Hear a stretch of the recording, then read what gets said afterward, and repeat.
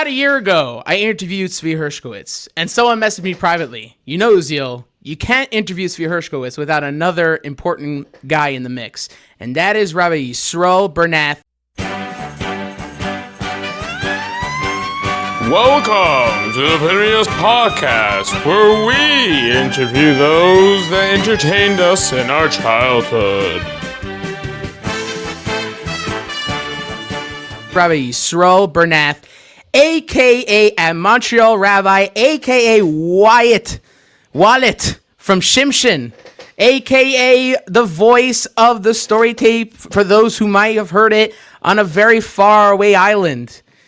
So much more content he has been part of. So much that we know and so much we don't know. And here we are to dive in with none other than Rabbi Yisroel Bernath. Welcome to the Phineas Podcast. I have never, ever been so excited to be on a podcast in my entire life.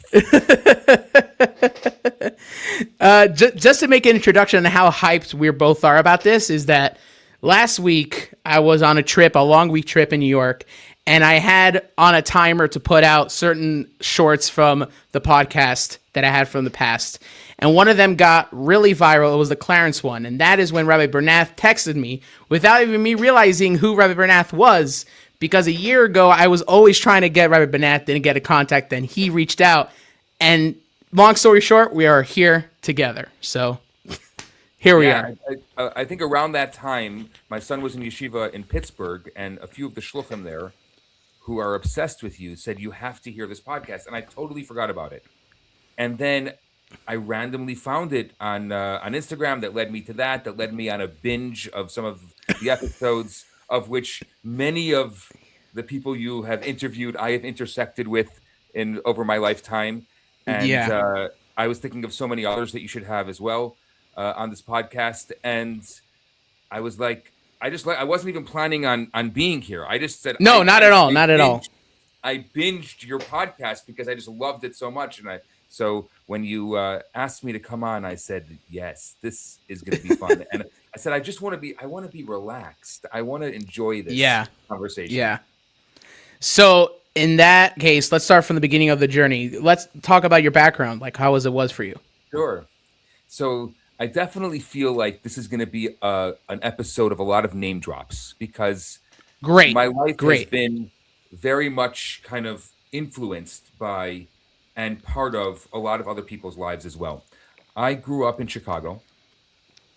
And growing up in Chicago, we grew up in a Chabad house, Rabbi Binyamin Hindi Shimon, Hindi Olav Shalom. And every year for Gan Yisrael, he would bring in different entertainers, primarily Uncle Maishi. And so my entire childhood, Uncle Maishi would stay in our house every Hanukkah. Whoa. And with the Mitzvah Men, with Zale Newman, and with Zale Newman.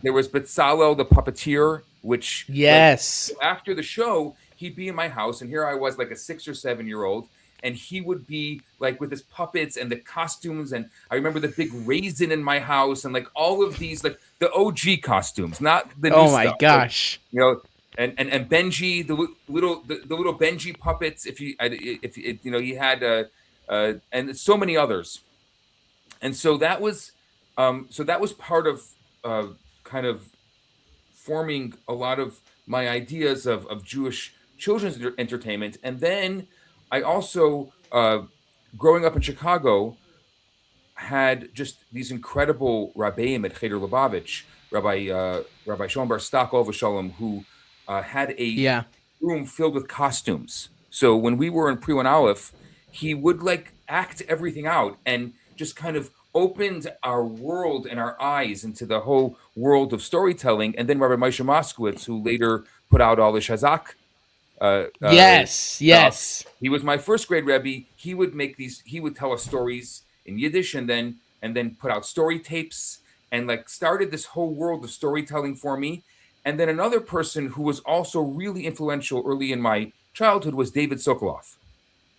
And so a lot of people know David Sokolov as just an artist, where a lot of the stuff that you see, the Parsha questions and things that kids come home from school with, he did. He also He hand drew all of the Shazak Oh, videos. wow.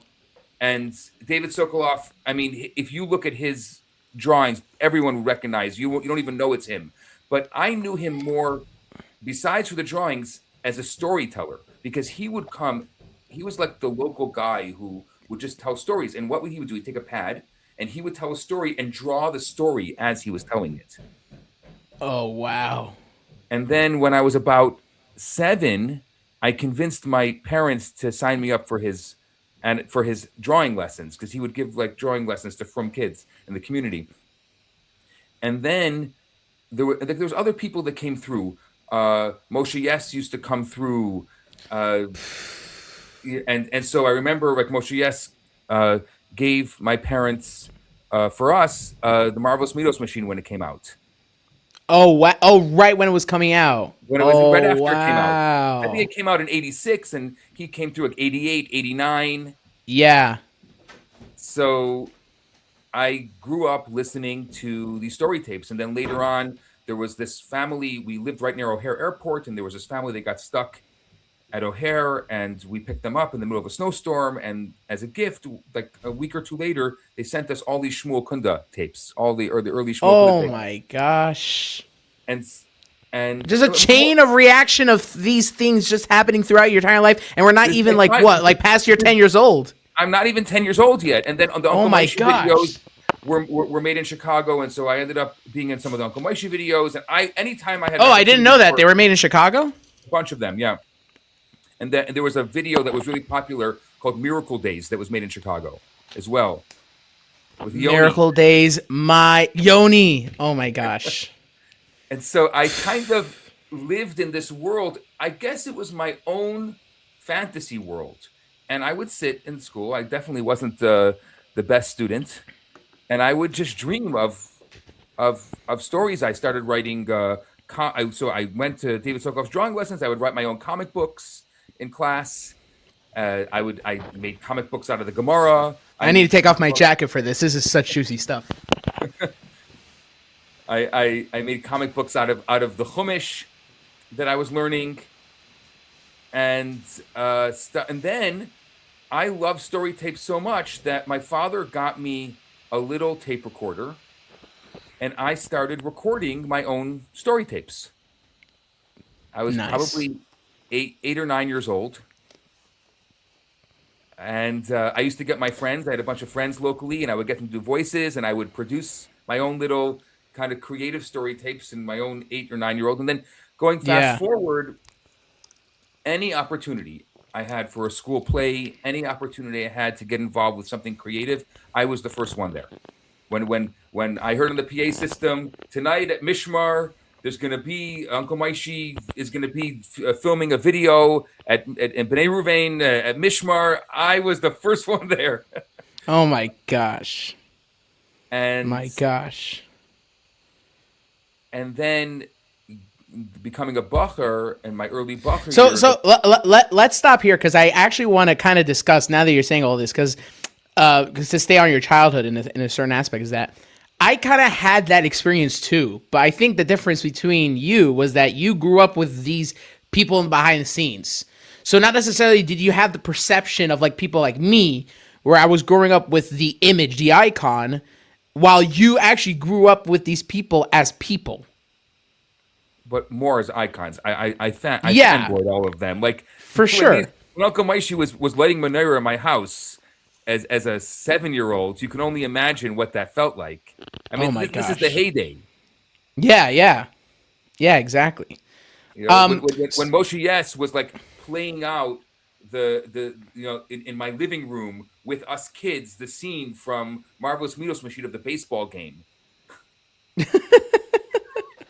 Gosh, man.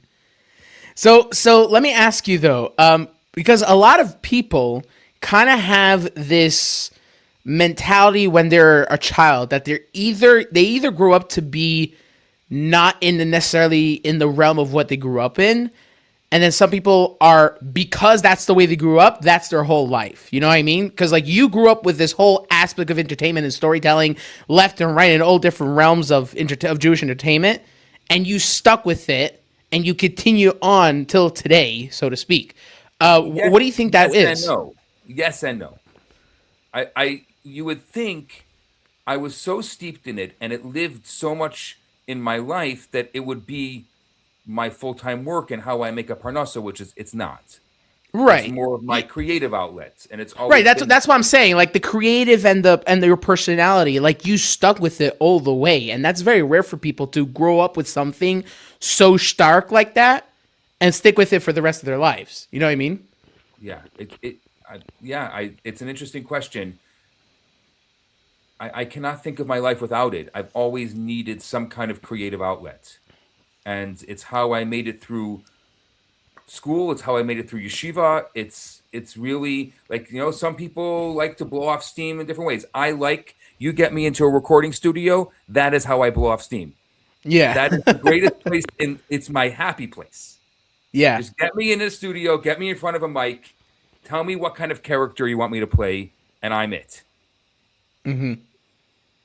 But what do you think I guess maybe it's just you, right? I'm trying to get a sense of from you that maybe it wasn't necessarily like something that you necessarily thought about why you stuck up with it, because it was maybe just your personality. You were just with it throughout your entire life. I think, like I said before, I intersected with a lot of really great people. I witnessed a lot of great storytellers, and learned storytelling. And we'll talk about some of the others as well. And even as a bacher in yeshiva, like, just to give you an idea, at one point in Morristown, there was a table, and at that table sat myself, Tzvi Hershkowitz, his chavrusa Mendy Pellin, Oh my and god. my chavrusa, who didn't get into, but it's just saying like that. Or I was a chavrusa with David Taub in Miami in yeshiva. Wow. So I ended up kind of attracted to and around even my contemporaries that ended up in And the that's creative. very rare, by the way. That's very rare to be a creative mind and be surrounded by other incredible creative minds. Not necessarily as in the same realm of creativity as you are, but just in general, creative people, artists. Yeah. I mean, till this day, my best friend is Tzvi Hershkowitz, and we have done, from times we were Bacharim, we ended up in yeshiva together, on shlichus together, smicha, and then later he has a whole story, but ended up spending 12 years working with me in the same Chabad house. Yeah. And so just like, and we still speak on a regular basis, and constantly, and constantly like talking about creative ideas and what's the next idea. And yeah, so having somebody like him in my life all these years, I think we've bounced off each other a lot, and we've been influenced by one another for sure. I definitely think. I mean, he got me into stand-up comedy for a little bit. Yeah. From Prov, was it right? Yeah, from Prov. I did a bunch of from Prov bits. It was amazing, amazing. So let me ask you, as a child, when you had these people in your house, or when you grew up with these people in your town, in your area, was there ever a time where there was like, I'm not necessarily saying like a specific person, but was there ever a time where there was like, oh, I met the guy, it took away from, because I'm getting from you that these people, it just from knowing them got you even more interested and open your mind even more, as opposed to if you were just seeing them on the screen. I just wanted to copy all of them. I mean, there was this guy for a little while named Chuck Field who would like entertain in the Chicago area, and he was a ventriloquist. I never saw a ventriloquist before. And I'm like, I can do that. And then I went home and I took like a little bag, a paper bag, and I just started pretending I was a ventriloquist, looking in the mirror and spending time, in that space, and saying, and eventually like got the hang of what that was. I never learned it professionally, but started doing that and just started like going around with, I made a few puppets and started going around with my puppets and doing little shows, even as a bacher. Oh, what's interesting? Now you're saying that because I just put out an episode about 3 weeks ago with Uziel Bernath. I don't know if you know him. I don't know him well. I know him not well. Yeah, by name. Yeah. So basically, he said that when he would work with David Tao said that some people, when they do puppets, they go like this. But you don't even realize that it's really like this. Yeah, right? You have to use your thumb. It's so hard. I was doing this because my paper bag was like this. Right. Like this. Yeah. When you do a puppet, it's like this because it's Oh the my. hand and rod. I can do it. It's so fun. Yeah. So, is there a part of you before we go into the Bucker side, because that's when really you creatively like met these people and go on into really doing some things? Is there a part of you? I ask this all of my guests. Is there a part of you that when your creative side as a child, do you think that it just evolved as you get older? Is it a different creativity now that you're older? Like, what would you say in comparison from your creativity and imagination as a child in entertainment, as opposed as a Bucker, and then as opposed to now? So I I think there's two elements of the creativity as a child. I dreamt as a child. Like I dreamt of being on the big stage. I had another really big issue as a child. I stuttered Oh wow. terribly. And so I wanted so much to be an entertainer and a storyteller, but I barely could speak. Wow. And so Interesting. my parents were very into like the kind of the world of storytelling. My father would often record the concerts and things that were going on in Chicago, and we had these VHS cassettes at home, and we would watch them, and I would copy the singers and I would copy the storytellers, and that's how I was able to get over the stutter. Wow.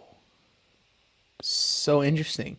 And that Let only me let me ask you a not philosophical, therapeutic question, so to speak.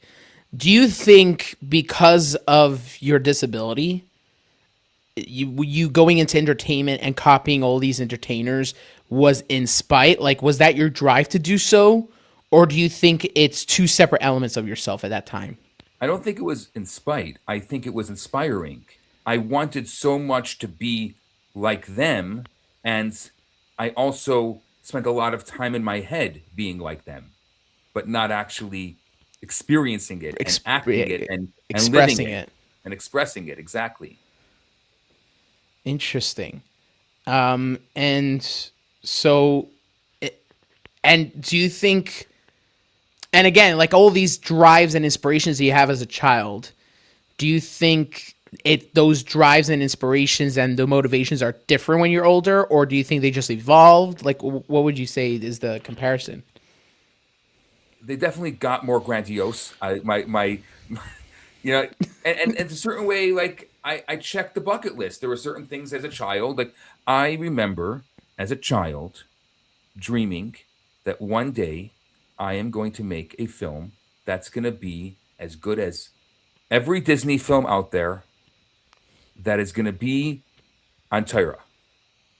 I Yeah. remember so clearly just having those dreams as a child. I'm gonna, I wanted.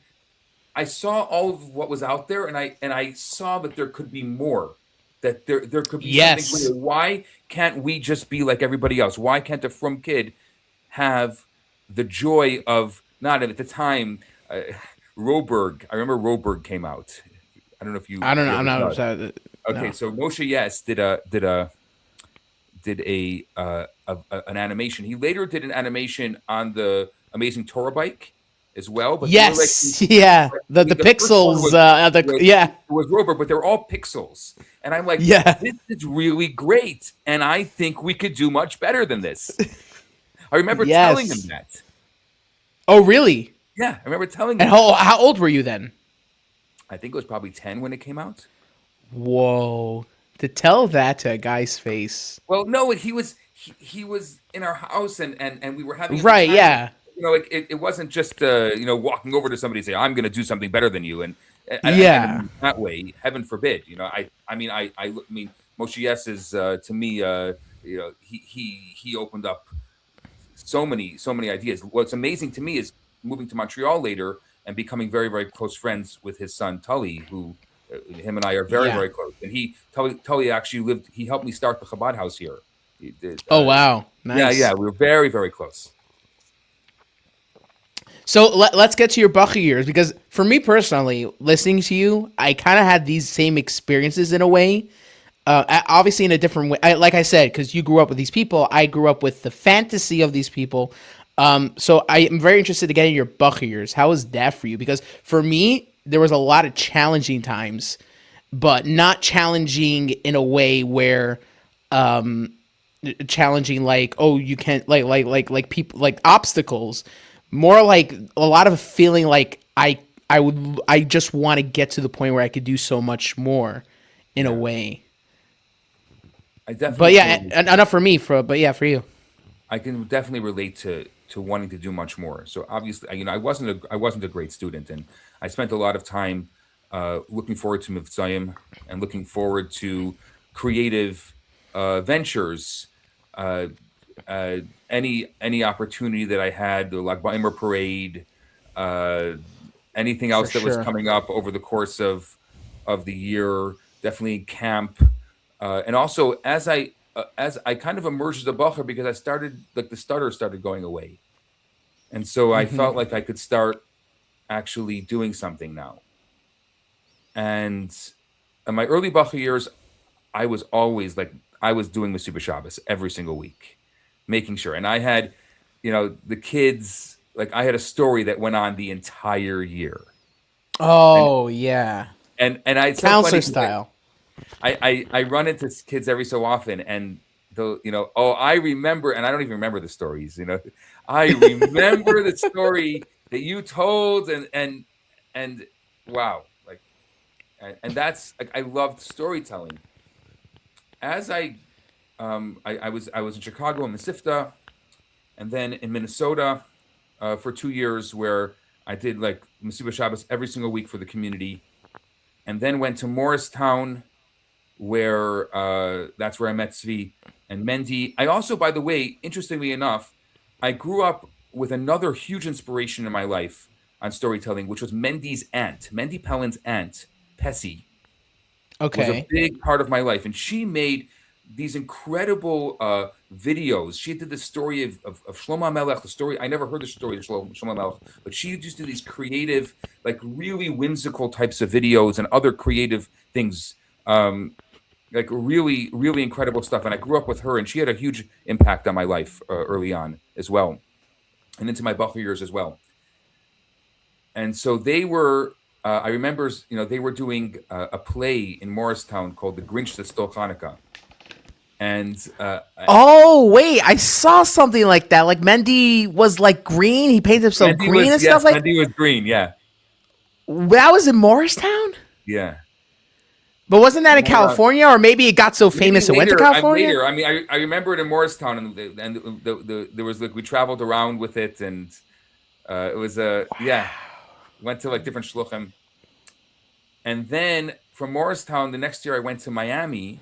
I mean, obviously the summers as well was very involved. I was going to Stroll, New York for a summer. Was very involved in the plays there, and Yeah, that's the way to do it. I mean, I remember I was in Chayole. I was a Mishnais Paped director and office manager, and I wrote the script for the staff play, and it really taught me a lot about like storytelling, like with in action, right? Because it's very different than when you did Mesiba Shabbos or when you're telling stories in your bunk, and then when you're trying to put it on real people saying things, saying the story. Because I remember like writing a script, and I wrote one scene. It was like a page, right?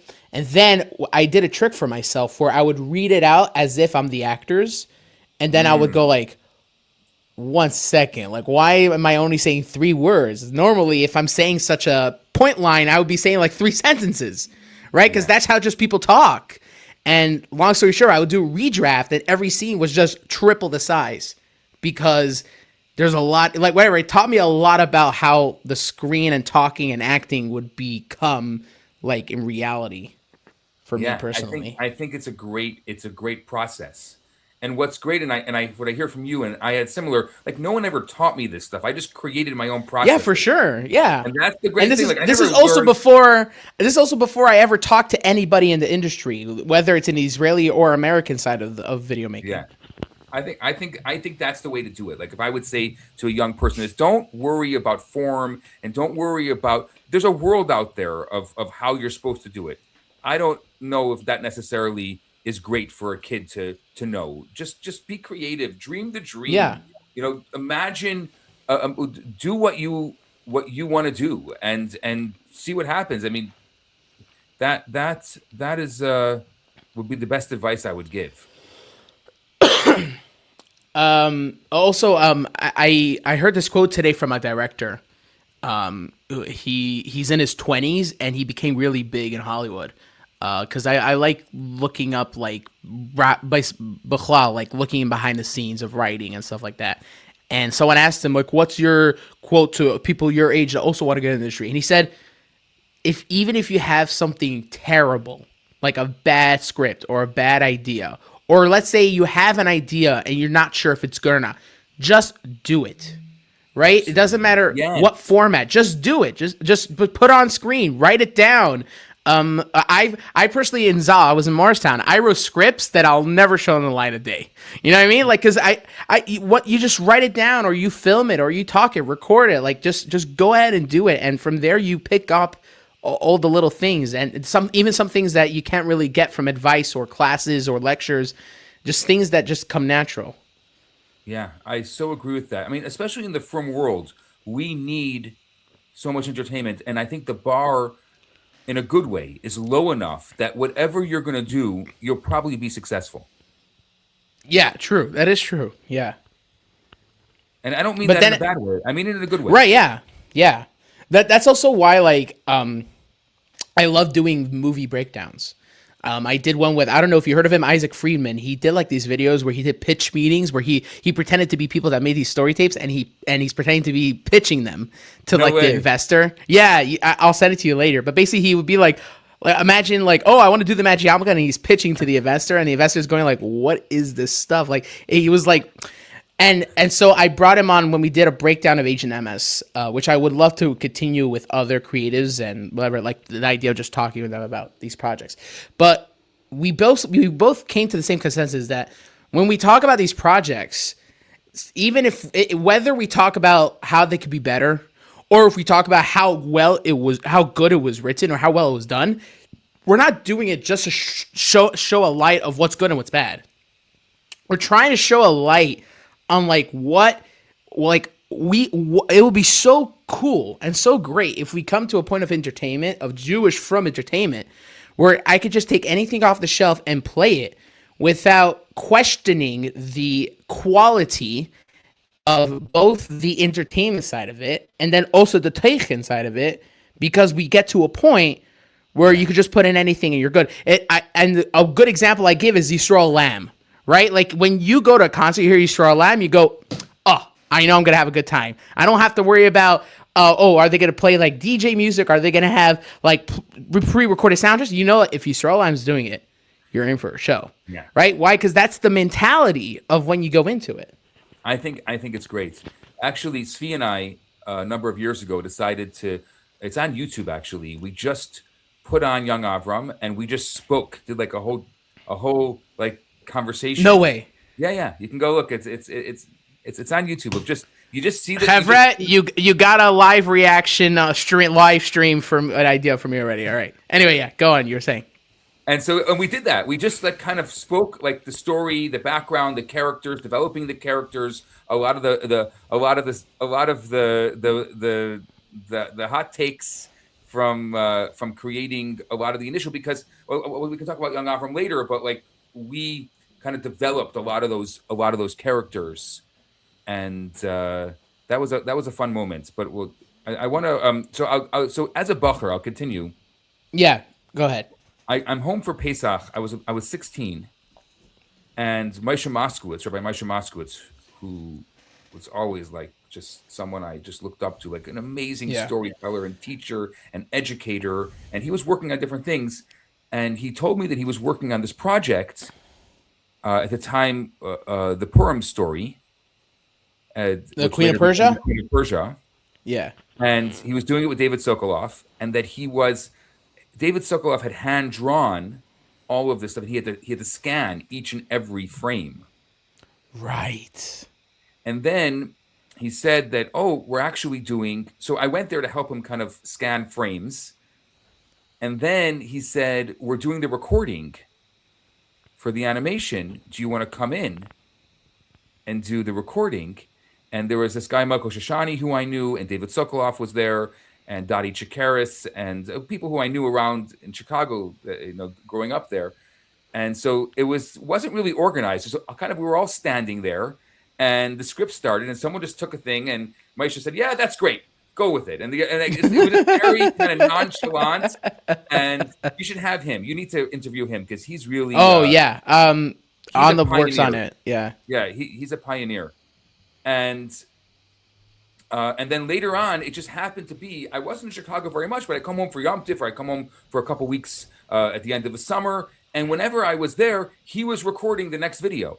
And so like the next one, which was Miracle Lights, I ended up like doing, I think, half of the voices on Miracle Lights. Really? Yeah. All of just about every one of wow. the little voices, the 2 lines, 3 lines, 4 lines is my voice. Wow. And You know what we should do one day? I know it's going to be so hard to do, but we need to do like a breakdown on one of these videos to kind of jog your memory about it, or at least like show, like tell me like which voices are yours and who's which, you know what I mean? Like we got to do something like that. But anyway, yeah. I think you can tell now that I said, if you go listen to Miracle Lights audio, you'll hear my voice. I mean, it's 20 years ago, more than 20 years ago. It's probably 25 years ago at this point. But yeah. And it was just kind of, that's what happened. We're just all standing around. You put on the headphones, you go to the thing, and that's, I think, where I learned my love for the studio. Do you think doing that in that aspect of it kind of being disorganized and kind of free for it, like you're trying to do something creative, you think you would have had, that was a much better experience for you when you starting out doing voice work than if it was like a professional script in a professional studio in a professional setting? I loved it. It was always in someone's living room. At the time, it was in the Grossman's living room. And yeah, it was totally, but no, it was professional equipment. Like Michael Shoshani had this whole, but I'm talking about the setting. And I mean, for the early 2000s, it was definitely, I think it was 2000, 2001. It was very, very good equipment. I definitely say starting off today, I don't think I'd be satisfied with it. It would annoy me. But starting off, it definitely allowed me the creativity. Also, because when I do a voice, I develop a character in my head. Like a lot of people have asked me over the years, like, do you do voices one after another? Can you do kind of switch between voices in a recording? And the answer is yes. And how do you remember that exact voice? Well, because I create a character for that person in my head. They're real. Yeah. And so that persona, they have a certain kind of a feeling to them, like Walid has he has that feeling. Yeah. You're going to get the answer from Delilah. Like he's a real person. I can still picture him, and I can still do his voice. And what's also free about it is that you don't have to necessarily be limited by a camera or anything. You could just be as physical as you can because no one's watching you. It's only your voice. I could go like I could be like a calm Zadie, but at the same time I'm dancing and obviously, you know what I mean? And it does. I mean, in voice acting, a lot of that does affect the voice. You can just go down, or you can go up, or you can, whatever you're doing. You can, but I think that it's creating that persona so that so it becomes a character. So that voice is not just a random funny voice, but rather he has a character, he has a personality. I can tell you the whole backstory behind him. Right. And whether that backstory is legit, it doesn't matter because it's the backstory that's bringing your performance out. Exactly. Right. Yeah. No, I was saying like for example, Shimshon, you could come up with so much backstory for characters that obviously could be not true, but nevertheless, it's bringing out the little nuances in your voice into the character to bring it then to a screen. Exactly. Like right now, Toveedo has an animation that's coming out soon after Shimshon, which is the animation of Yehuda Maccabi, and I play Yehuda. Oh, and that's so much different than what you did for Shimshon. So Shimshon, I was not the main. I wasn't Shimshon. Avi Tansky was, I did Walit, which was kind of the second character, and I used to like those evil characters. I don't know. There's something about them that I Yeah. think because there's more character in them, and Or at least it lets you bring more into the character and more freedom into a character that you can't necessarily do for a good tzaddik type of character. that was interesting because when Svi and I were talking about Yehuda, Svi was really, really adamant. Yehuda needs to be a superhero. So Right. often we think of the good guy with these docile, you hear the nice, meek, docile, or even the my name is Hada the Kalished. Like these kind of very docile characters. And how do you create Yehuda Maccabi, the holiness, and make him a superhero? And like, what does that look like from a voice acting perspective? And that was I think one of the great challenges, probably one of the greatest challenges. I consider Walit one of the greatest voice acting jobs I ever did, and Yehuda one of the greatest challenges in doing a main character. Because Wally didn't necessarily have those limitations to the voice. Correct. Right. Correct. That's so interesting. He had to command. He was in a way kind of driving that story, especially the second half of the story of Shimshon. Like, you need to learn to hate him, and he needs to have that feel. Yes. And for me, like, I want to take on that character. If you tell me that I'm the evil guy and I need to be hated, I want to make sure that you hate me. How far is this project in Yehuda Maccabi? Like, did they start doing the animation at all? Do you know? Yeah, I think a lot of it is done. From what I understand, I don't know exactly. That's a shame because I would have had a good advice for them, for you, whatever. Because I don't remember where I saw this. Basically, there was a guy recording a voice for a character, and they had cameras in the studio, aside from like maybe behind the scenes. They had like a lot of cameras all around. And he's asking like, "What are these cameras for?" Like, this is just recording. And they're like, "It's fine, don't worry." He found out later that the animators would copy the physical aspect of the animation of that character based on how he performed it in the studio without even realizing it. You should have them on. McGillis Lester did it that way. Oh yeah, so I had the CJ Kramer who made it. I had Lester, Harvona. I need to get the other people. They said yes, but we just have to do dates about it. Yeah, but. So that's the way that animation was done. The animation that's done for Toveedo is not done that way. And when we did Young Avram, it was way before they had even that kind of technology. Right. Yeah. But I definitely see the value. I'll tell you, not long ago, we redid The Lot, which was the Purim story. I think you talked about yes. Yeah, And Zvi so- was talking about how, like, it was the original recording, but Toveedo redid the recording or something like that. We I have to totally see that did the recording. version. So I did a lot of voices for it, and it was another bucket list item for me. Like, this was a dream, because growing up, so 3D animation, the way it works is you record and then you animate. 2D animation, Right.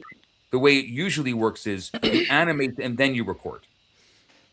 And so But not necessarily because of a creative process. It was more because it was just such a long time to do 2D that they had to do it in advance. also you're doing it, you don't know how that's going to work as you kind of go through the motion of it. So you Right. have to make sure that you're matching the voice to the animation instead of the animation matching itself to the voice.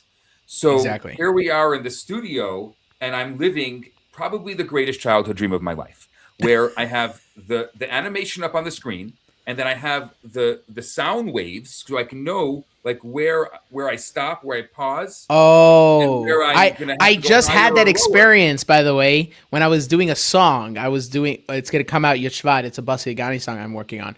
But for some reason in that studio, in front of me, they had the editor, the engineer having the sound waves also. And it was so interesting and so useful to look at.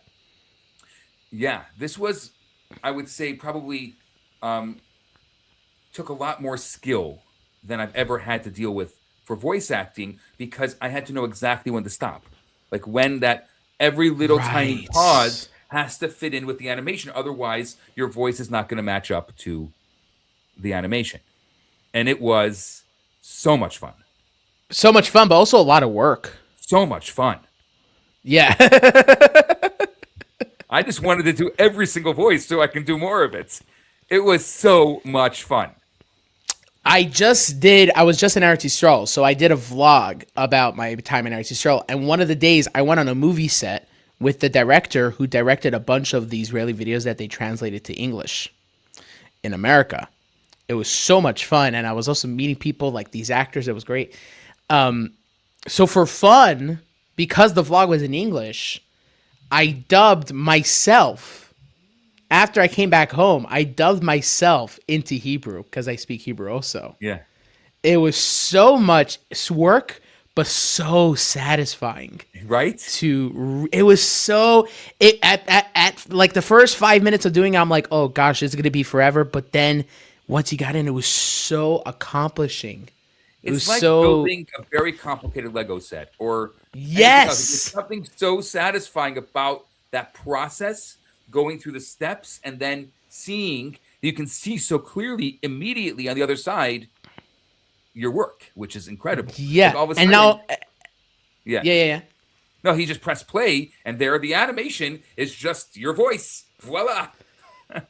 It's crazy, but also the fact that not only the timing, but also you're kind of like being like a chameleon, so to speak, of like their emotions. You know what I mean? You're trying to like copy their nuances, and also most of the times when I dubbed it, I realized how much like I didn't even realize like the amount of like I would just record myself without just thinking about it too much, and then I would go fix and maybe re-record.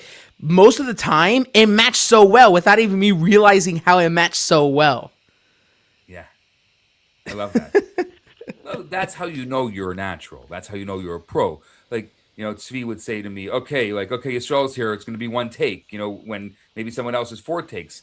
And he's like, wow, I can't believe you can do that in one take. I said, it's just, it's natural. I don't think I'm a professional. I just think it just comes natural to me. So before we go on to another video, to kind of stay on the thing about voice work, how much do you think it's when you're recording? How much do you fix yourself as opposed to like, can I just re-record that, or maybe I could do something better, as opposed to people telling you, oh, maybe do a different take, but do this, maybe think about it differently. How much is it you or people listening to you at the studio? For me, I haven't really ever had the opportunity of having a director in any of my right, but like maybe a second opinion. You know what I mean? So occasionally, like let's say if I'm doing a Toveedo film, usually Tzvi will be there, and Tzvi will be like, just try it one more time. Let's try it this way, or it'll be often like, well, they want you to do like the Hebrew word in more of a Litvish accent or more of a Hasidish accent, or so there's that element of it. So that's in the Toveedo work. Other than that, I have not had that. I would love to one day have a producer and to hear like what is it like to have that. I actually I just wrote a book, and I did the audio book myself. I literally went to a studio and I produced it myself, so there was no one there. So I was just kind of catching myself and rereading and re-recording myself, and I guess I've just learned to do that, to catch myself. I'm like, if I don't like it, I'll just do it again. And that's what's beautiful about voice work, is you can do it as many times until you feel satisfied. Right, but you're also saying that not necessarily do you always re-record or try to fix it back because you feel like you get it after. There's something natural. I think that a lot of people, when they're doing voice work, they get into their own way. And there's something really natural about letting the words come off the page and into your mouth through your lived experience, and just doing that naturally the first time. I acted. I don't know if you know the story of the Clay Akar. Of course. So we did that as a staff play. I don't know if you know him. I'm forgetting his name. Anyway, he's a good friend of mine. He wrote it, but he wrote it as a musical. But it worked so well. It wasn't cringy, like, oh, great. Like, the camera's like, oh, great. It was really cool. Before on Island Far Away, I did the Clay Akar, and it never came out because Rebbe Hill put it out first, and I just felt at that point. Oh, but you can put it out now if you still have it. I have it. I did it. I did the whole thing. It's so much fun. It's my style. But it would have like right. I had no idea Rabbi Hill was working on it, and he came out like right around the same time, and I decided not to put it out. I think now is the best time because it's been what 15 years since he did it. No, this would have been longer. It was longer. Klearker was at least 15 years ago, maybe. Yeah, it was called Between Good and Evil. Oh wow, you got it. And you actually, gotta put it out. Toveedo does the music for it. You gotta put it out now, Yisroel. You gotta do it. No, so I was saying how basically he wrote it. He's also a singer now in his own right. Much aslacha to him. I forgot his name though. Anyway, so me also being a singer, he gave me and himself the music bits, kind of. Most of it, at least, not all of it. Like the major ones that would need to go high note. I was the Klearker's father. He was in the pit and he was taking out the parts, that bit. Yeah. And we did the scene where he is fighting for his son's life in Shemayim, and that's when the Satan comes in and wants to keep the Klearker's son by the Parts' house, right? That whole scene. I remember it was the play, right? We rehearsed it so many times. I remember going on it, and it's the typical camp style, you know what I mean? Like the tablecloth stapled with a huge just like paper hat, and I'm going on a stage which is really like two wooden tables that they put one on top of each other, right? Like there's nothing that you would feel like you're as the character. But I remember going on it, and I don't know what happened. The moment the lights went on, the moment I went on that wood, I just like drifted into the text as like I was that father fighting for his son's life. Wow. And I remember going out of it, and I was thinking to myself, like, I kind of took that way too far. Not too far in an aspect of like I maybe like overacted, but like none of these Bachrim are necessarily like acting like me. They're doing for the fun, the staff play, but I don't know. There was something in me that acted that text so realistically to myself. And then I remember when the lights came off and I went to the side of the stage, a Bacher's like, Uziel, I wouldn't say this to no one, but that was the best acting in this whole staff play. And wow. I was like, okay, it wasn't just me. Like you know what I mean? And it wasn't like, I'm not the best actor necessarily. You got into the zone. Yeah. Yeah. It's a moment. You get into the zone, and once you're in the zone, I feel like that often in the studio. Like you're in the zone, you're there. Is there a part of you that goes, ugh, there's too much wallet in me?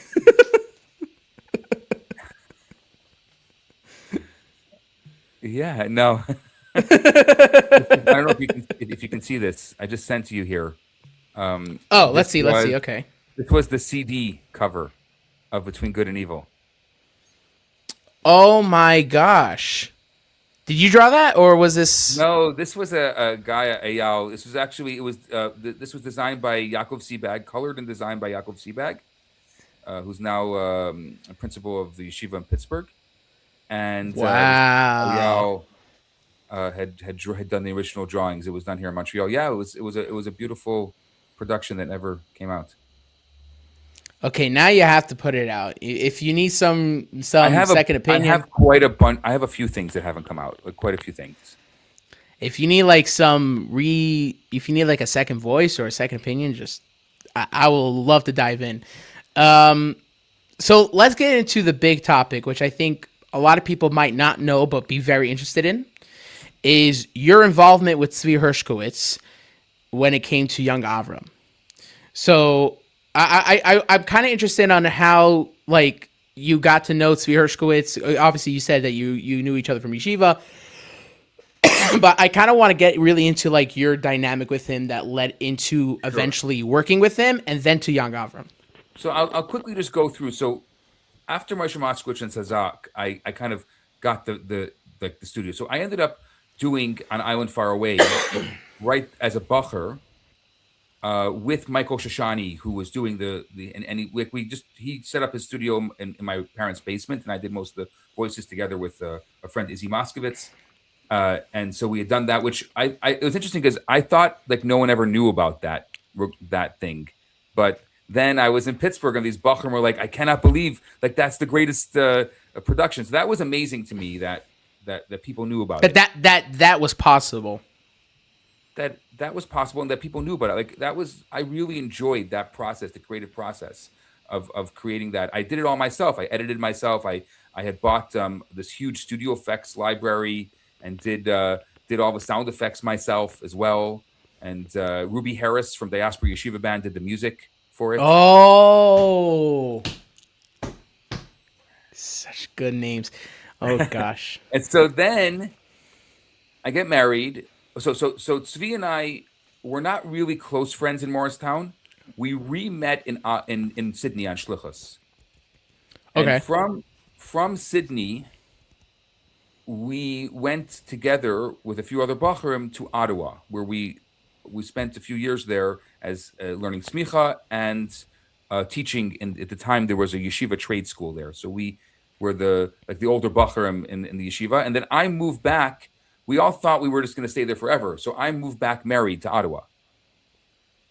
And then Rabbi Berger, all the shalom, told me that he was going to be closing the yeshiva, and he felt bad. I just moved with my wife, and so we moved to Montreal. And when I got to Montreal, I wasn't sure what I was going to do, but I had always these dreams of doing production, and I had heard that in Canada, like there was possibilities of doing production. And at the time, I had read an article about the Canadian government was giving like all these grants for animation. Okay. I was 23 years old. What year was this? This is 2005.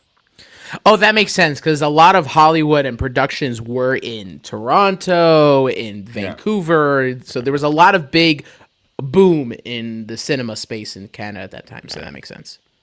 So I was just getting I was doing at the time, I was doing Living Legacy, like these hands-on productions in schools. And I loved it. There was a lot of storytelling, and I actually was doing a lot of puppet shows. I had a big puppet theater, and I was doing puppet shows and the matzah bakery and the shofar factory and all these other things, and kind of interacting, living in the world of still kind of a bacher, newly married, doing programs for young adults as well, at a Chabad house. And then I one day I was talking to an artist, a local artist here, and he said, I said to him, I have this dream of animation. I saw in a newspaper ad animation. He said, I know exactly. It's amazing that you're telling me this. I'm going to introduce you to a friend of mine who wants to do this. He wants to do a whole series on the Torah, the whole entire Torah. At that point, Tzvi had just gotten married, and they also moved. Him and his wife moved to Montreal. And so he was looking for work. And I was thinking of like all these different things. So one of the things that I was thinking about is because I was doing these Living Legacy kind of hands-on projects, I came to him one day and said, I want to do, like how they have Exodus, I want to do Maccabees. I want to do, well, it became Maccabees, but I want to do a Maccabees thing. Can we hire you to kind of like, I know like you're really good at like, scripts, and I don't have a time, like, so can I hire? So he ended up like a couple other things. I introduced him to this other producer who was doing another thing on the Maccabees, Eric Goslin, and a bunch of other people that. Oh, he talked about that script with Eric Goslin. Oh my gosh, that was horrific. That was horrific. It's okay. it's all. But we were 23 years old. Like we didn't know. I just had dreams, and so I'm a talker, and I would talk to people, and I would just kind of put on and I also looked older. I looked like this, so I looked older, and so people took me seriously, and so Tzvi had actually written and done all the work for what was going to become later Maccabees, and the person who I was working for, Penny Gnevish, who was running the Living Legacy at the time, when we went to him, he's like, no, not yet. So then Tzvi ended up going, actually Tzvi wrote Professor Schnoodle for me, and I ended up living out my love dream the following year and doing Schnoodle in Montreal. So first went to the Jewish Children's Museum. Oh, you were Professor Schnoodle? I was Schnoodle. No way. But Schnoodle, my Schnoodle. You look on YouTube, you're gonna find. Go look. If you look at Maccabees Montreal, the whole thing is on YouTube. And you can see what we did the following year with it. So in the DVD, that's you? No, and the DVD was done by David Weinbaum in the Jewish Children's Museum the year Oh, before. okay. Okay. Ended up, he was newly married, and he went to spend a few months in Crown Heights doing Maccabees. The Got following it. year, we did Maccabees in Montreal. Got it. And Okay. that's where I was Okay. Schnoodle. Got But it. Oh, I initially, could so imagine, like, that's so freaky, like the idea that I grew up with David Weinbaum, but I could so tell I was robbed from you. So I'm just kidding. No, but like no, the no, no. idea that No, like you could you doing a different interpretation. oh no, my Schnoodle was great. He had random magic tricks that would fly out in the middle of it. That he had. Oh He was such a fun character to play. It was interesting. I'm close to the very big radio host here, and he always tells me no one remembers Maccabees in Montreal, even though thousands of people came through. But he always mentions to me, when I saw you playing that professor, I said, this guy, he's gonna go places. That's nice. That's so cool. So so Tzvi was like, he was kind of freelancing and doing things and trying to figure it out. He ended up working the Chabad for a little bit, then then went on Shluchas. No, sorry, it was before Shluchas in Russia. And so I meet this artist Chaim Sheriff. He introduces me to Sadia El Haddad and Arthur Cohen, these two Breslov Chassidim here in Montreal, and they had this dream. They had finances. They even had spoken to one of the animation studios in Montreal, and what they were looking for at the time was a script. They didn't like they the animation studio wanted to get a religious Christian because they wanted they said the amount of money it's going to cost to produce this animation, there's absolutely no way that you'll be able to make back the money with the from market.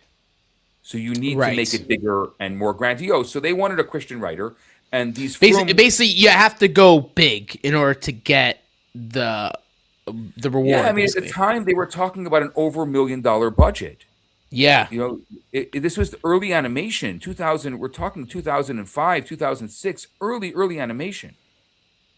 And so I remember they brought me in Griffintown to this kind of like studio, and it was unbelievable. Like the time they were working on some this monster trucks for NBC there, and I was like watching. There was like like there's different stations. There was the modelers and the colorists, and this is the first time I saw like real animation in action. Like there's probably 60 different animators, and they're all working on different scenes, and you can see them working on. I mean, and they said, yeah, that the studio was owned by a Jewish guy, Ron Mezzi, and he was really interested in this, and the government was giving a lot of grants for it, and these Breslau Chassidim had gotten the initial money to put it down, and they were really interested, and they said, go write a script.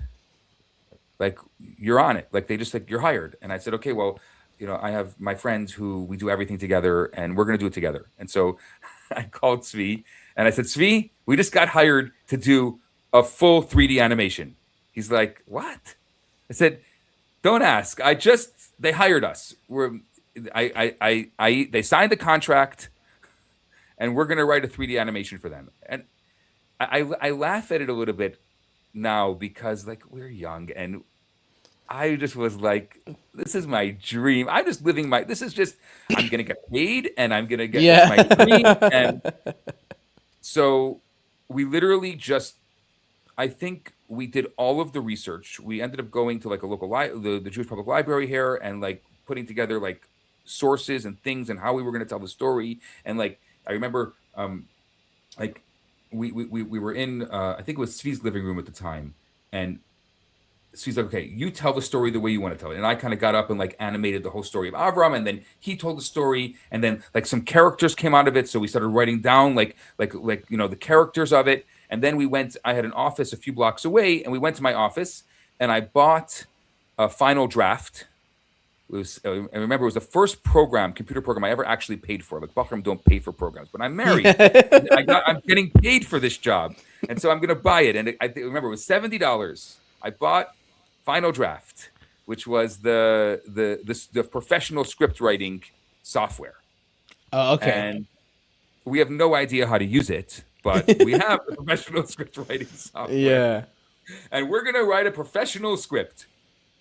And we wrote the whole thing in like 2 days. Whoa. Yeah. And is this the first draft or is this everything in completion? No, this is the first draft. Oh, okay. Okay. Got it. Okay. No, the whole. But I'm saying developing the characters. I remember in the idol shop, there was this kind of this. The Medrash talks about this woman that comes in, right? And so we were sitting there, and we turned to our wives and said, "What should we name that woman?" And so my wife says, "She's a Pechech. Call her Pechech." She later becomes Pishesh. Yeah. Yeah. Yeah. But she was, and so then Utz actually is in the Torah, but it kind of having we created this character which was definitely straight out of Tzvi's imagination, the entire Utz character, Wow. and then just all of like figuring out how to tell that story, and mapped it out. Was there any line you wouldn't cross? Because I could tell there was a lot of Easter eggs of like certain characters not showing up at certain points in the video because according to like the Medrashim, they either passed away or they were not at the time, but there was not explained. Like all these little Easter eggs of things that could have happened. Was there things that you couldn't like put on paper because you realized, yeah, that would be too much to put on screen? Yeah, I mean, when you're working with a script that is your own imagination, you can do whatever you want with it. Right, but I'm saying beside the Midrashim or beside like written text that you could have brought into the text. You know what I mean?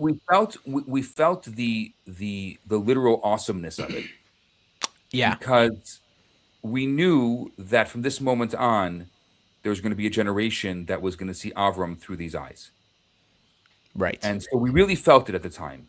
And that responsibility for making sure that we did the best. I mean, obviously, there's still questions. At the time, people were telling us you can't show Avram's face and you can't, Tzadik's face and other things as well. Right. We had to take certain creative liberties, but we wanted to stay as much as possible into the essence of the Medrash, because obviously, it's only 3 psukim in the Torah that are in this whole film. Right. So it was all Medrash. And a lot of this was also Medrash that we grew up with. I mean, I remember, and I could tell you, Moshe Moskowitz, he was my first grade Rebbe. So this is when I learned the story of Avram. And a lot of, he had Idols Are Us. I initially had Idols Are Us on the Idol Shop, which was later taken out. There were some things that like he colored. So our childhood also colored a lot of that. And making sure to tell the story as true to the Medrash as possible. Like even today, I can send you. We have an entire source sheet of every single Medrash that was used to write that script. Every single source. And over the years, teachers have reached out to me. At one point, I actually had a website that I put up for it, and then I had to take it down because whatever. There's a whole other part of the story, but we had made like a lot of teachers material so teachers could teach it and use it, and I know Chabad houses were using it, and we wanted to make sure that it wasn't just this nice film, but also there was high educational value in it. And so we for 2 people who never wrote a professional script, dealing with like real producers and real directors, I still think we did a good job.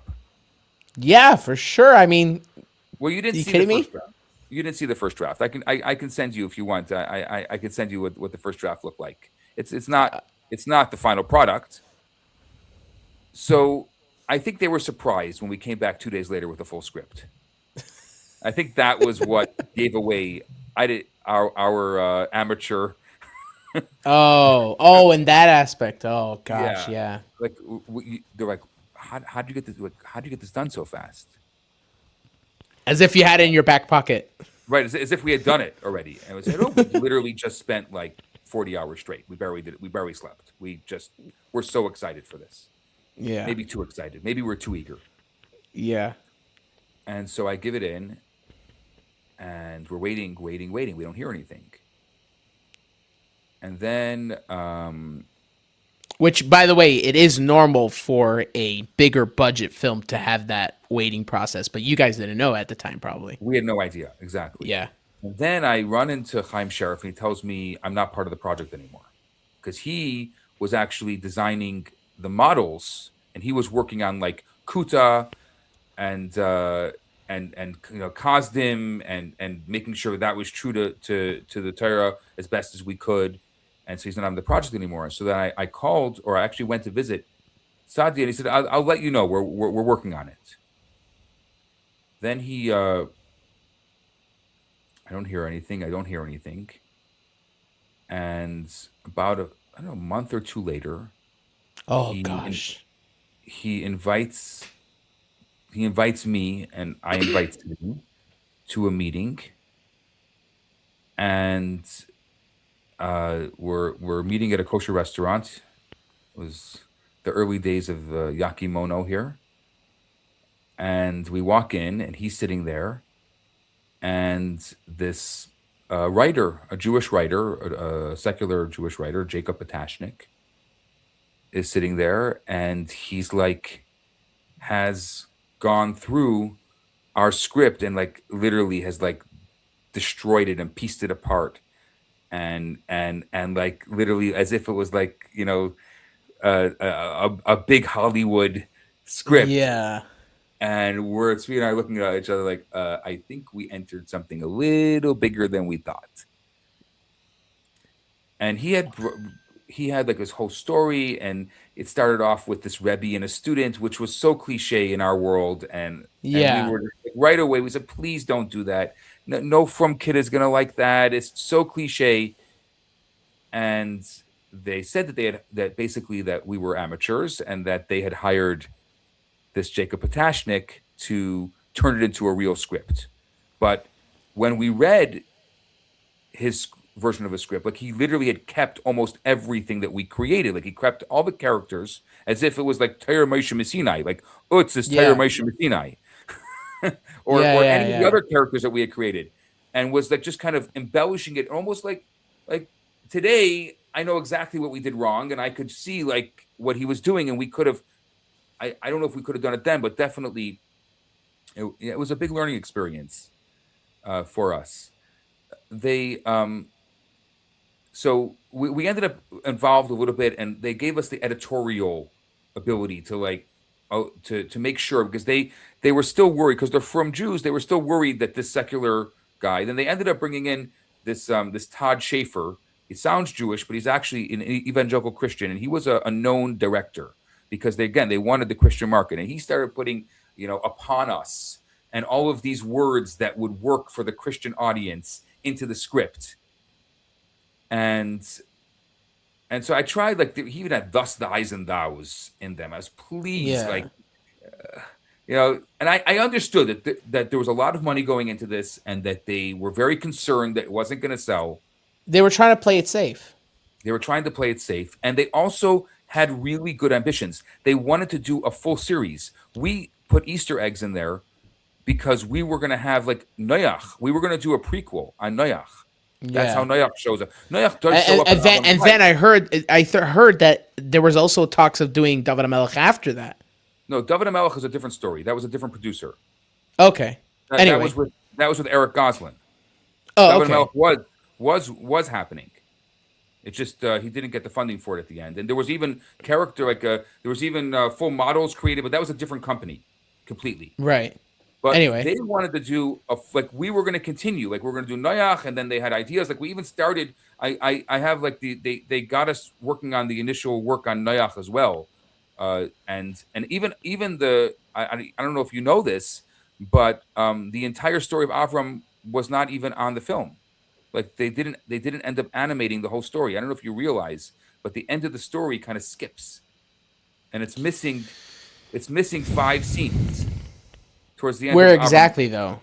It goes from the fire to Lech Lecha. Oh, okay. But what's And there's missing even though? there's even another scene missing in the middle. I can show you the original script. There's a couple of scenes that are missing. because So they ran out of what money. happened? They just They the just ran out money. of Oh, money, yeah, and they put out typical. whatever they could put out, and Right. it was ready. It was ready to go. But by the way, how they ended it off was pretty cool. You know what I mean? Like they did a really good job despite the budget wise. How they ended it, I feel like it was because I didn't notice it as a kid. Yeah, You know? yeah. I mean, it still stands in a league of its own, in my opinion. Right. Yeah. So Tzvi actually ended up moving to Russia right around then on Shluchus, and I continued going back to the studio because Arthur and Sadia had asked me please to like be involved and to make sure that there was that there was enough Yiddishkeit. So I over the even through the animation there were certain things that came up and elements that I felt were not proper. So I had a lot of ability to have editorial comments and ideas. So I watched kind of the process all the way through. It took almost 6 years to animate. Yep. Sounds about right. It was a little under 6 years. It's crazy because people listening to this are go like, "Oh my god!" But for me, because I hear from Michael Lester and from people like also in the Israeli side of it, like also doing they were also doing animation, not as good as Avram, but even that quality took them years. Yeah, it's I mean, it was crazy. unbelievable. The amount of I mean, today we have a lot more ability for computing power, but at that time, what it took to render a Yeah. 10-second frame took 36 hours. For anyone Just watching this podcast, you know what you could do? You could watch on YouTube. They have the McGill Lester. They have a whole segment talking about just the rendering and how they didn't have enough computers to render everything. It would have taken them 10 years. So they ended up renting a computer farm, which literally what it sounds like. They had a whole wall full of computers just spinning and spinning and spinning. So this animation studio had a computer farm in it because they had to. Yeah, I mean, I they could were doing imagine. stuff already. But even so, like, so I would come in and I would say, I'm sorry, like we need to change this. We already rendered it. I'm sorry, we can't do that. Like it's done. It's done. We're not Yeah. re-rendering it, and that's the end of it. Like once it's rendered, it would take a lot of work and a lot of reason to open up that file again and to have to change something. Yeah. Wow. It was an amazing process, a huge learning experience. It led me to lots of other productions, well, not animations, but many other productions that I was involved with, documentary productions and film productions that I was involved with. I ended up taking that away from kind of the from entertainment world, and I got into other worlds as well of entertainment. But that was my big training ground. I'm always grateful for that experience and being involved with it, and yeah, just kind of watching this childhood dream unfold. And the fact of how successful it was when it came out.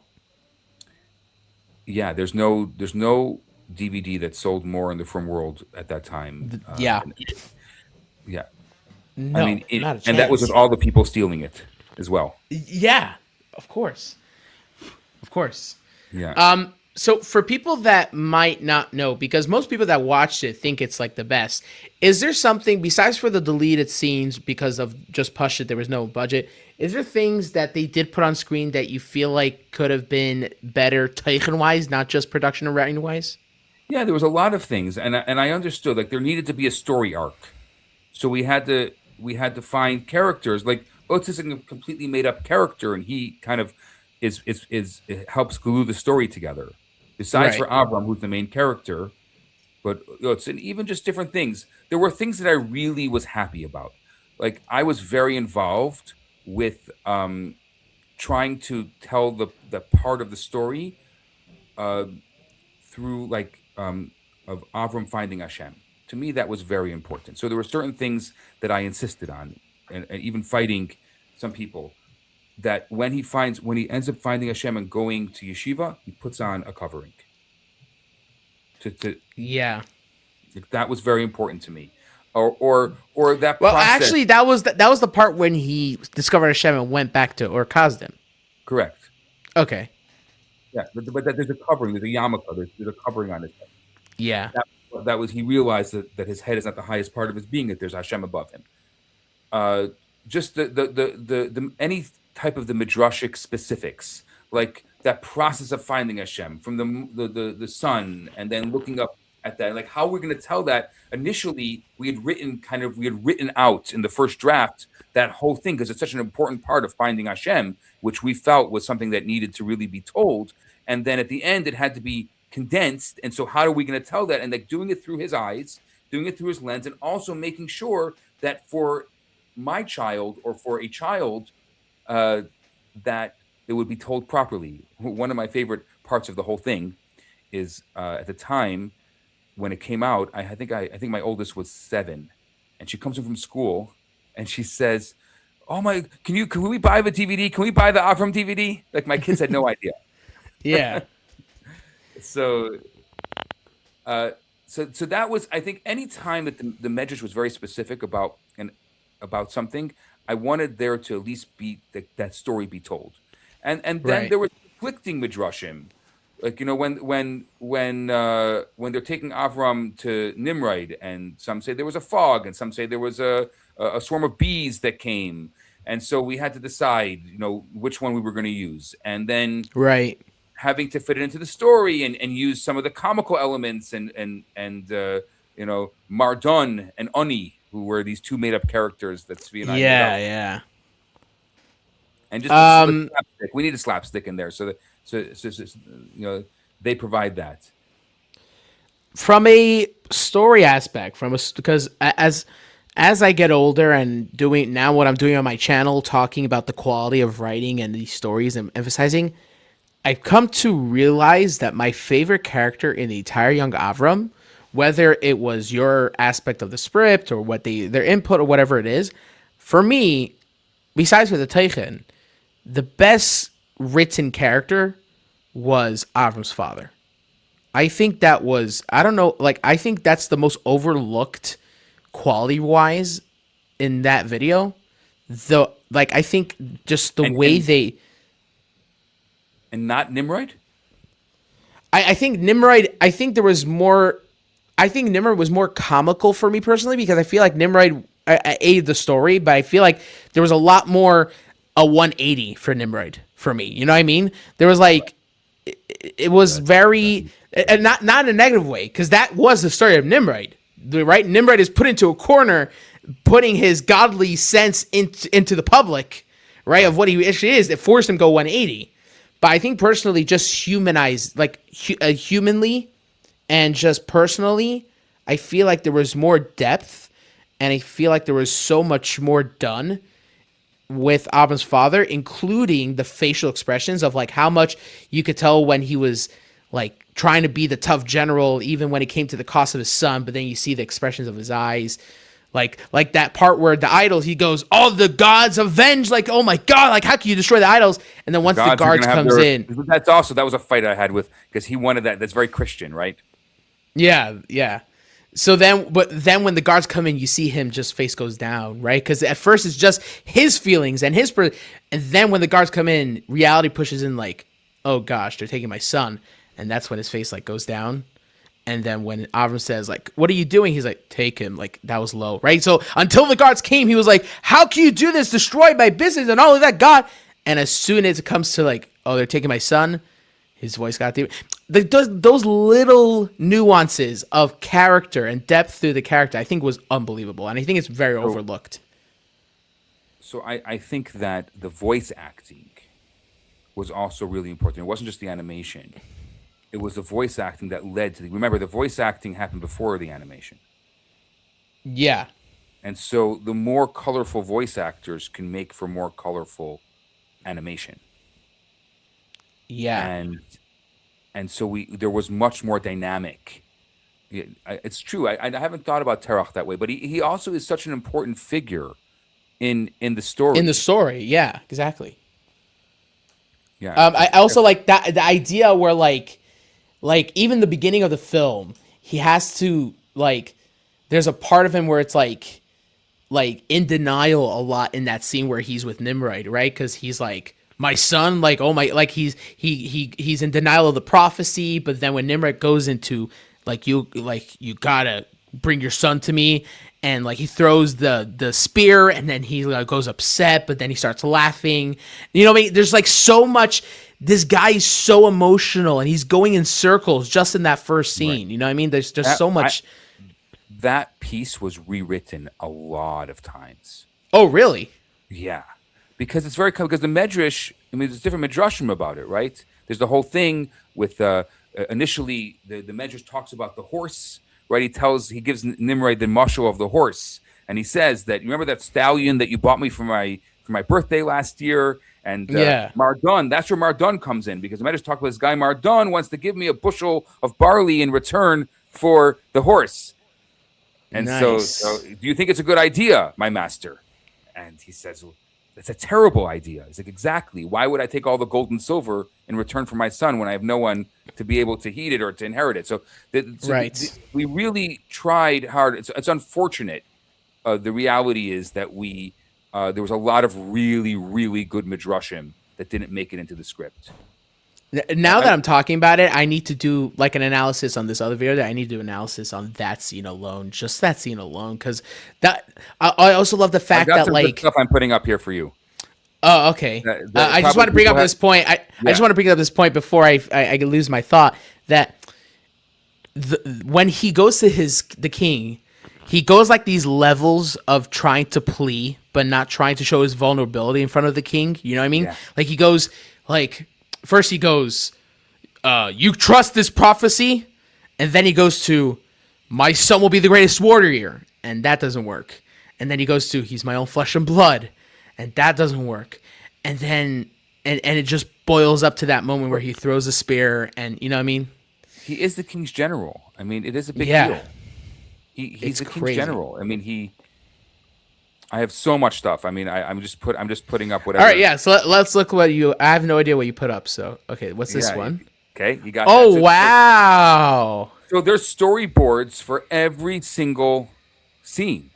That really looks like Disney animation. You know what I mean? Yeah. So we really they were. This was not just anime. This was completely storyboarded. Wow. Yeah, this was really, really well done. Terach's okay, and house. this is Terach's house. Okay, the exterior of Terach's house. Wow. So this is Ur. This is the city of Ur. Okay. Which later becomes Ur Kasdim.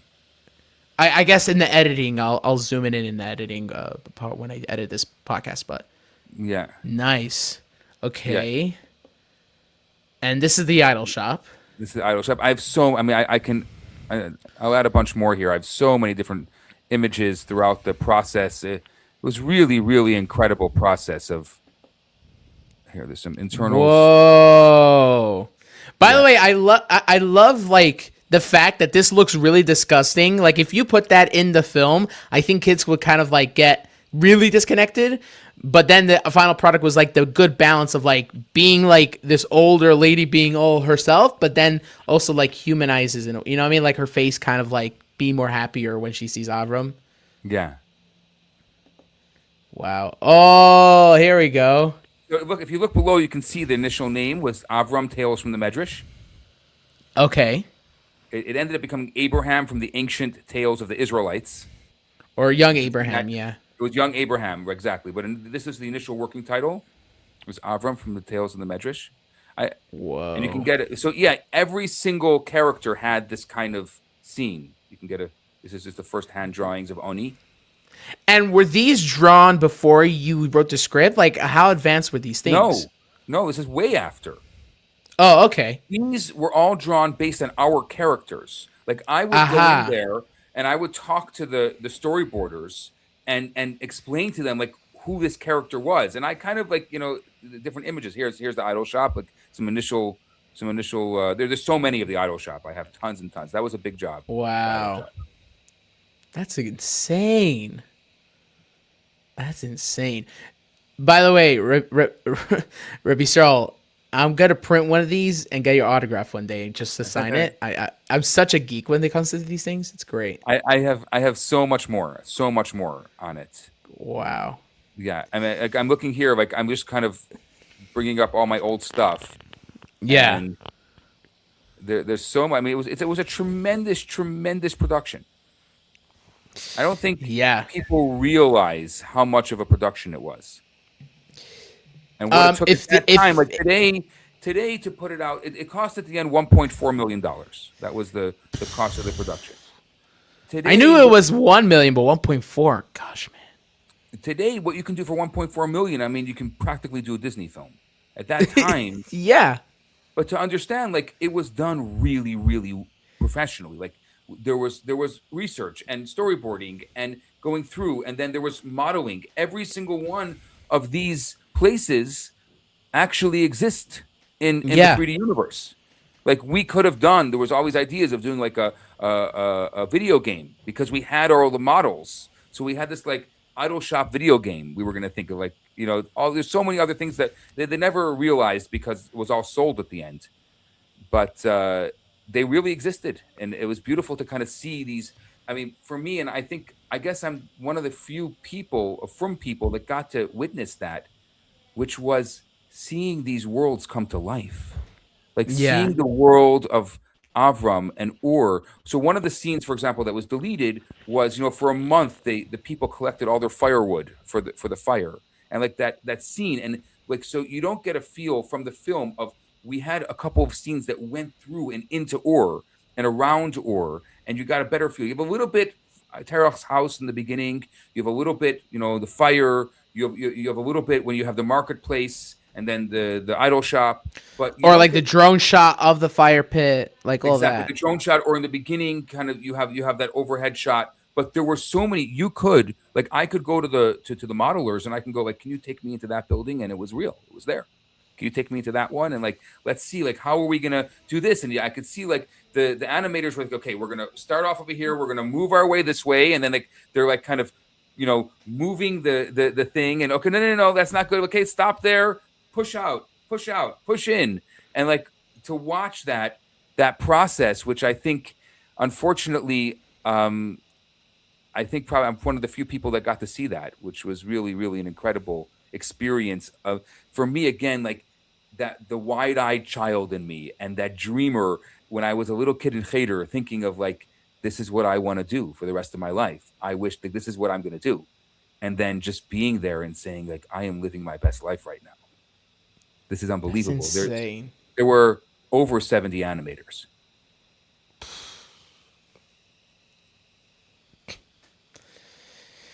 It's it's insane. It's really crazy. It's insane that it was a lifetime ago. We started Yeah. over 20 years ago. And also, for people's perspective, this is before even the advancements of McGillis Lester. Like the motion capture was definitely Way not on the before table. McGill Lester. Yeah. Way before. Motion captures were not on the table. A lot of like real engine like renovations were not for those who want to know what real engine, it's basically it's almost like what they build for video games, like the idea of 3D worlds. It's always the technology of making these worlds is always evolving. And at that time in 2006 and a small budget, of course, $1 million is not small, but small for a film that it's insane. We could go all night about this. It's really insane. Yeah. I have so much. I have so much on it. And you know what? I'm happy. Like even if I look at Shimshon, which was a fraction of the budget, but still like today, what you can do today with It's not a lot of money is amazing. And again, what people don't know is sometimes even more important than the video is the audio. The audio quality right, is so important. So if right. you have a good script with a good, and I'm saying this to people, if you are a creative person and you write a good script and you can go into a studio and you can produce that script, in a way, I would say it's much easier to get everything else done. That's probably the hardest part of it is coming up with the idea, writing the script, producing the script, the sound effects, the music, kind of putting together that initial audio track. And then today, animation is just, I mean, if you're okay with AI animation, which is a whole debate on its own, but for the film Right. world, I think it's fine. Like I think it's Yeah. wonderful that we have it, and it's not super expensive. And what we can do with it, at least the I think back of the old Shazak days, like not all the mouths moved, and people were fine with that. So here, look, AI animation, the mouths are moving. We have gone to a new world because now you can actually see the characters moving. And if you're a 5-year-old kid, I think that is really what really matters. Also, to go on Shazak, when you look at the now Shazak Parsha videos, the sound design is so much better. Me personally, I think so, than when they did the longer videos. But the thing is the animation, but the whole dynamic of the Parsha videos is because of that old sound design, sound effects, music, like all those changes. Also, I don't know if you aware of this, but basically, when I work in LEC, I do this once a month, like Shazak Movies videos. I basically just run around on camera, just do like fun stuff and just doing characters. Like I was like Agent Meshuggah, guy in the FBI, talking to Agent Sirius, and I did split screen. I'm talking to myself. So when I was doing those videos, I can't tell you how many times even it was real life and the things and the noise you could hear, the outside, the finger snaps, whatever. But even so, I still added so many more sound effects, even to that, to the point where now when I rewatch it, I just it's really recent. Like I could watch a thing I did 2 months ago, and I'll remember only 75% of it because how much things I added. You know what I mean? I'll tell you what I'm laughing at. Like, yeah, you just go online and get a sound effect. You know what it was like getting a sound effect back in the day? We had to buy sound effects or make them ourselves. I would go into the studio. If I needed a certain sound, I created it. Yes, yeah. Yes. Yeah, I saw this thing where it was even 2019. This big production. They had to do a scene where they were in a rundown like ship, right? So they had to get like a noise of metal crackling, right? Like the wind against the metal. So they went to a shipping container with a mic and a windy day and just went with the mic for 10 minutes, just getting all the sound. And that was it. There's no secrets to it. There's no secrets. If you want a sound effect, you get, sometimes I'm going to be somewhere. I'm like, that was a great sound effect. Do you ever have that? Hold on. That was a great sound effect. I need to capture that. I still have that in my head. Because I was always looking for a sound effect.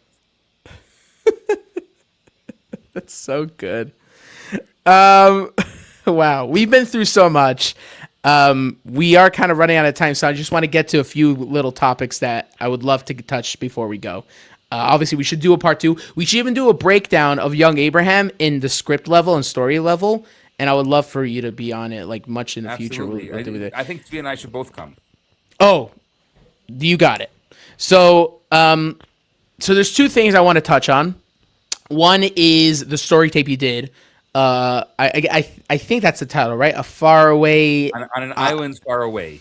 An island far away. Yes, I remember listening to Yeshiva because I grew up with the Shmuel Kunda and all that, and I remember listening to Yeshiva, and I can't tell you how many times I've listened to story tapes of modern story tapes, and it just feels so, like, I don't know what it is. Maybe it's because they're trying to overdo it realistically. You know what I mean? Like, sure, you don't need to necessarily have the Zadie with the grandson. Like, yeah, I told you that story 100 times already. Or, he really set the tone for a lot of the story tapes, which is, he started it off. There's no question.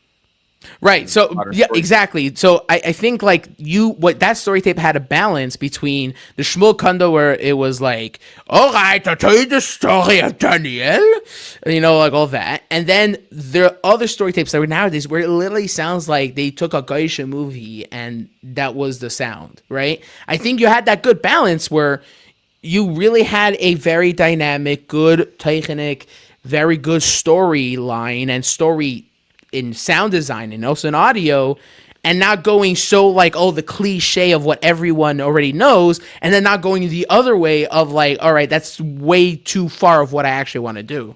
I'm curious because I'll tell you the truth. I put it out there. I when it came out, I just gotten married. I just put the image of it on an island far way up. When I came out, I just gotten married. And I thought nobody ever heard it. I thought nothing ever happened with it. Oh, really? And I'm curious from your perspective, like what stood out? Like, what was it like? You heard it a few times. You heard it a lot of times. I heard it a few times, and there's different reasons why. One is the cliche way of like, okay, do I like this because I actually like it, or you know what I mean? Like, because like it was very different. You know what I mean? It was very different than the typical story tapes that we grew up with. So I kind of have to listen to it again. Like, am I actually liking this?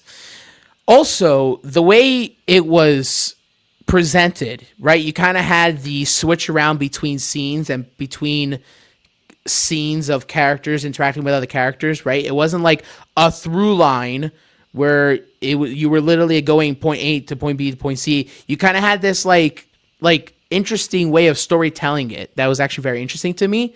So it was very it even though as a Bacher compared to now, I didn't have that like creative like, oh, like I'm picking up these little nuances, but it perked something in my head that I actually kind of, it's an interesting way of telling that story in that aspect. Right. Of how, when you put that together in editing also. And I also was very conscious of that. I didn't want it to be like anything else. right. Right.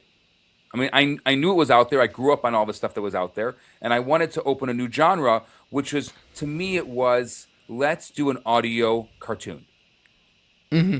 Right. Yeah, it So kind of like you flipped the page and it went to something else. exactly. So it was like a 2D Interesting. cartoon, like almost like a Disney animation, but just the audio version. We can't afford the the animation, but I always kind of also saw in the back of my mind. I said, you know what? If I ever have the funds, maybe I can take this and turn it into a real animation. So I wanted to set it up for that, and so it's almost Well, like you're listening to the animation.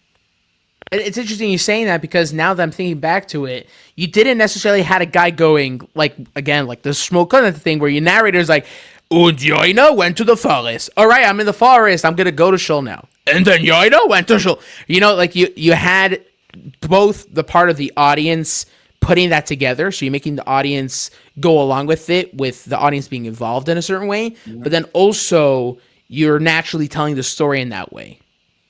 One day we can geek out on storytelling, but in storytelling, the first rule is show, don't tell. Right. So that was the style that I used for that storytelling, was show, don't tell. Right. Right. And by the way, there's this video in it's one of my favorite Jewish videos. It was never translated to English. It's called Yom Echad Lifnei. I keep bringing it up because I really think people should watch it if they know Hebrew. The basic premise is, what if a person goes with his normal life, and yeah, like maybe he'll like find a loophole in insurance, like that type of thing, like taking things for granted. He's not always like doing homework with his son because he's tired from work, like the things like normal people would take for granted. And what happens when he goes to the hospital? Because whatever, he's like, oh, he had like a tiny accident, so he wants to get something from the insurance, and he finds out that he's going to pass away in 2 weeks. So Wow. what happens to that person? And it wasn't like, oh my gosh, I'm going to die, oh my gosh, overreacting. The performer, I spoke to with the director who made that, and he said that he was so happy when I brought it up because people had no idea what this video was about because it was so different. But it was one of those videos where you didn't have a guy saying, "Oh, I feel sad. Oh no, I'm gonna miss my." It was all in the performance. It was in the cinematography. It was in the acting. It was just like all the elements that you should have in a video. Tell the audience without telling the audience. I love that. Yeah, like for example, like he comes from the hospital. He leaves the hospital. And he's just struck. He's not crying. He's just shocked. And all he does right when he's in the parking lot, he just stares at the sky. And it was so jarring for me. Like, oh my gosh, like just the simple fact that he's staring at the sky. He's just like, I'm right now talking about it and I feel chills about like the aspect of like, he's just like, just doesn't know what to do with himself. And he's just staring at the sky.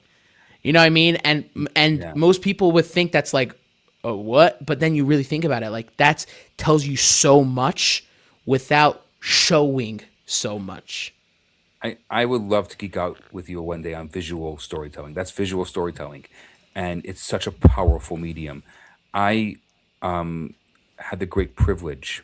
There's one professor of storytelling in the world. Her name is Pina Schramm. She's in her 90s now.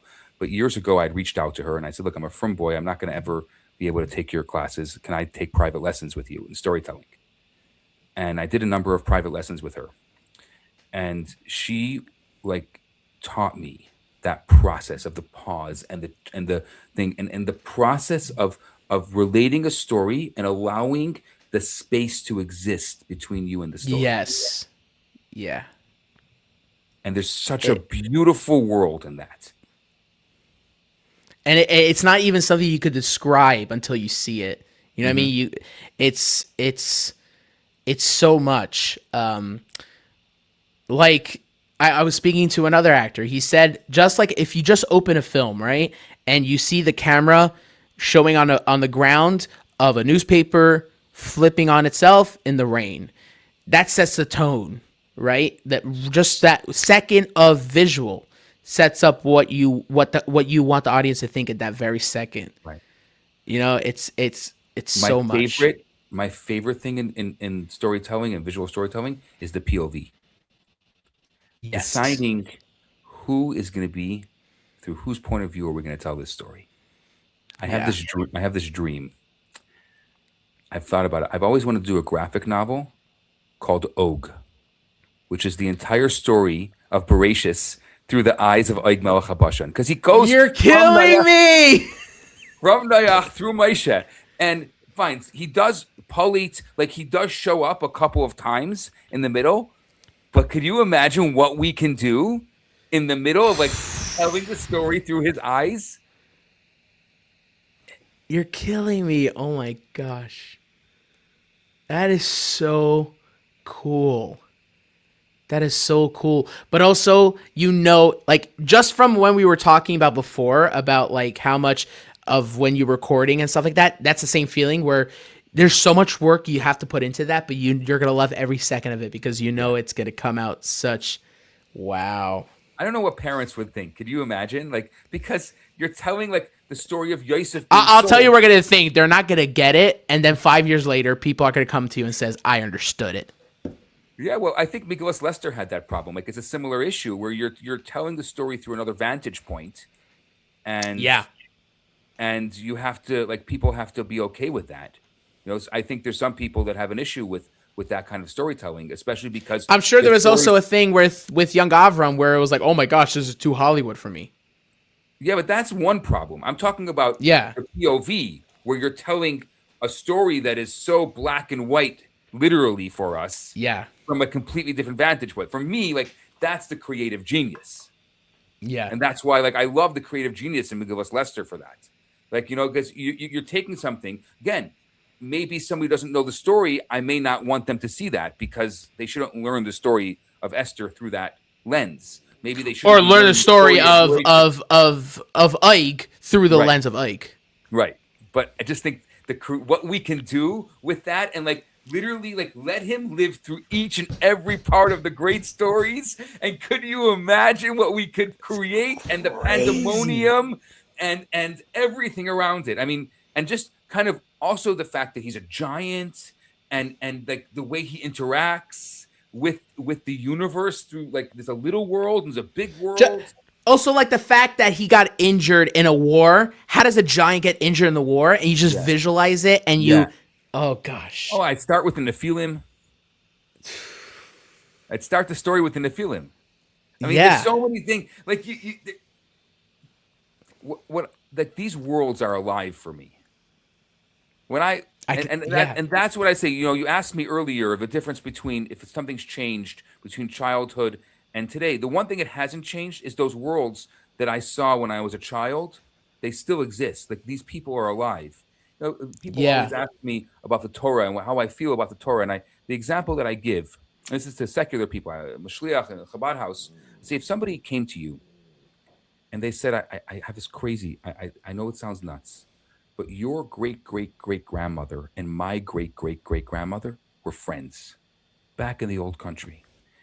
And they were fleeing and they gave us this book. It's this like it's a book filled with pictures and stories and and a family. It's your family tree, and all these years we've had it. I know it sounds crazy, but all these years we've had it, and we felt bad like to get rid of it because it's such a beautiful somebody's family heirloom, but we couldn't find you. And finally, I tracked you down, and I have it. Do you want it? Like, what would you say? Right. There's that both sides of it, like because you could imagine so much, but you haven't really. You know what I mean? It's just Right. And I see the Torah that way. That's how I see the Torah. It's crazy. You're so lucky. You're so lucky. Like, to me, I have no inheritance. I'm a child of people that have been running for generations. There's one inheritance that I have, and that is this family album. And if they had pictures in those days, they'd be pictures, but all we got was stories. Yes. And so, shouldn't we know these stories and know them well and be able to know them so well that we can even create an oig?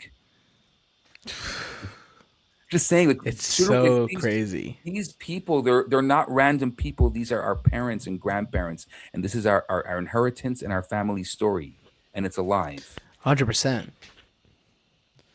100%. Oh gosh. Okay.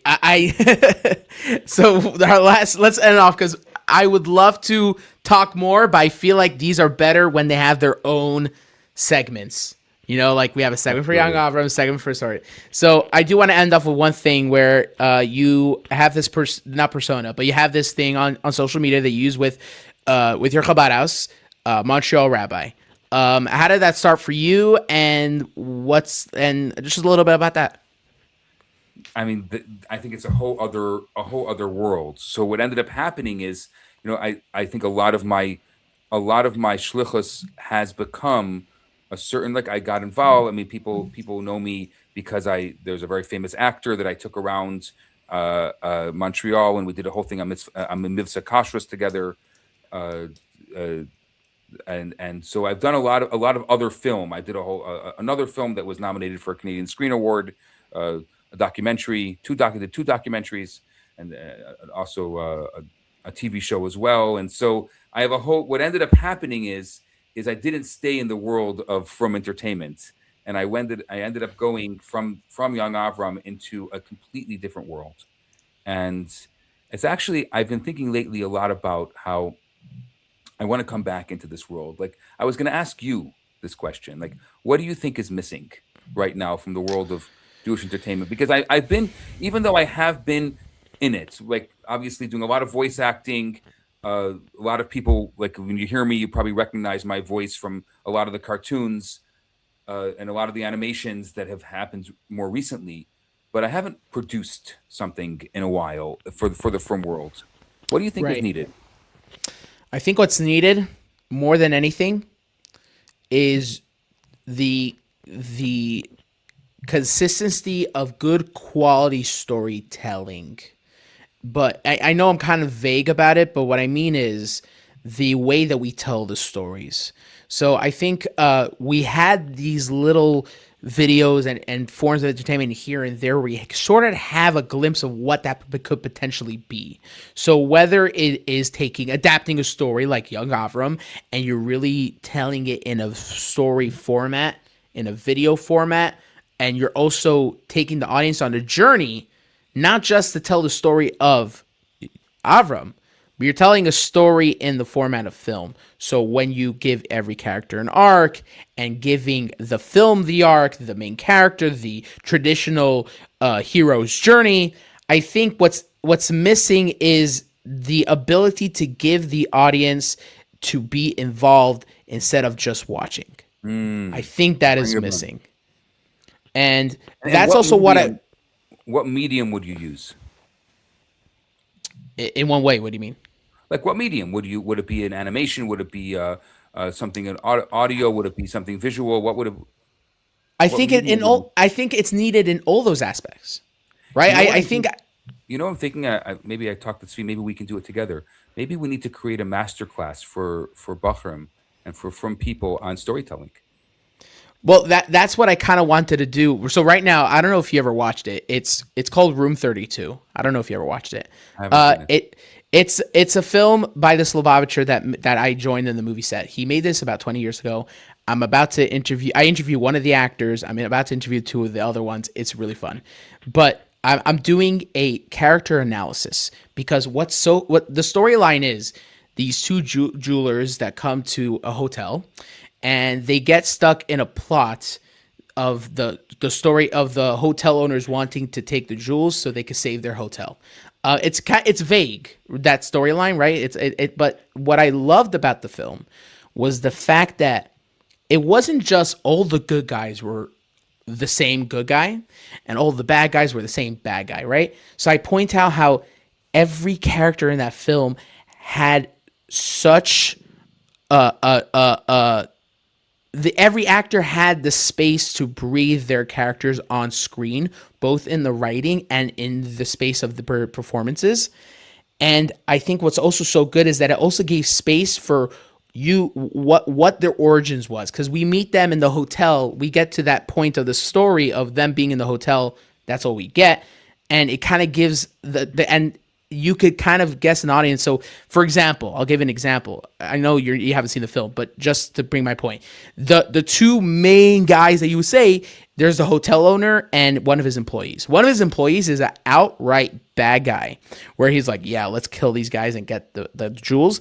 The hotel owner is also like that, but the difference they show in the film is that the hotel owner, you could tell he was a younger guy who had a dream to build a hotel, and he built a hotel, and he owes people a lot of money, and he's in the brink of losing his dream. So how much can a person go far in his morals to keep his dream, right? And like it brought that little thing that you could pick up. So Right. I think that's what is lacking, the idea of originality of characters in the writing.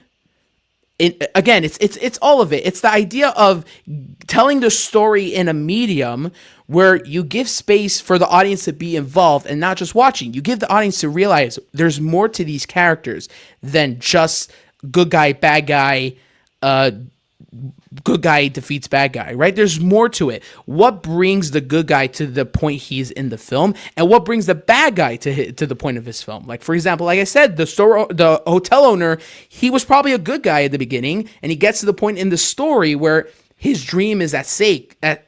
So what will he do, right? Yeah. So it's like all these little things of giving motivation to characters, but also letting the audience guess kind of, but see the silver lining without dumbing it down for the audience, watering it down for the audience. And you think in the From world we don't have those kind of story arcs and those kind of the depth of character. I think there's a potential. We have seen these things, like for example the film I brought up, but that guy who made that film, I don't really see it in the other films. He made hundreds of films. It's not really brought out that much at that peak. Right? Like there's the glimpses of people potentially able to do it. We just have to hone on it. I think that's what we need to do. I think Steve's very good at that.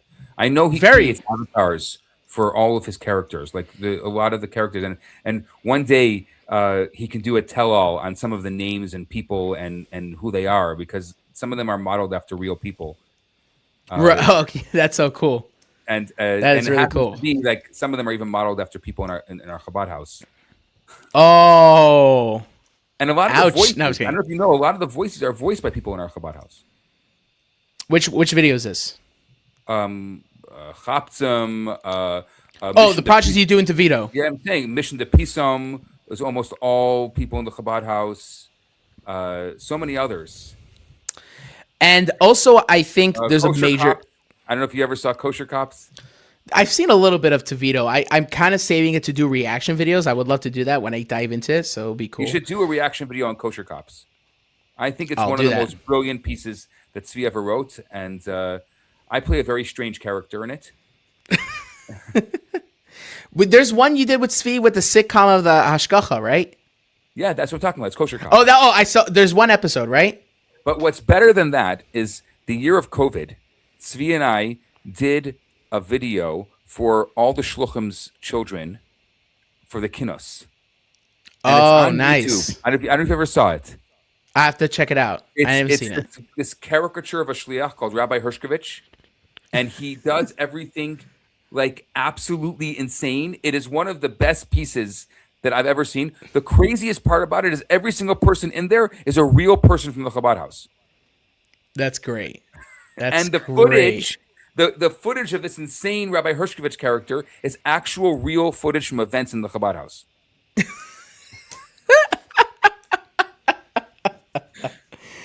Oh, that's so good. And then I do want to end off saying that also a big thing we're missing is quality of dialogue.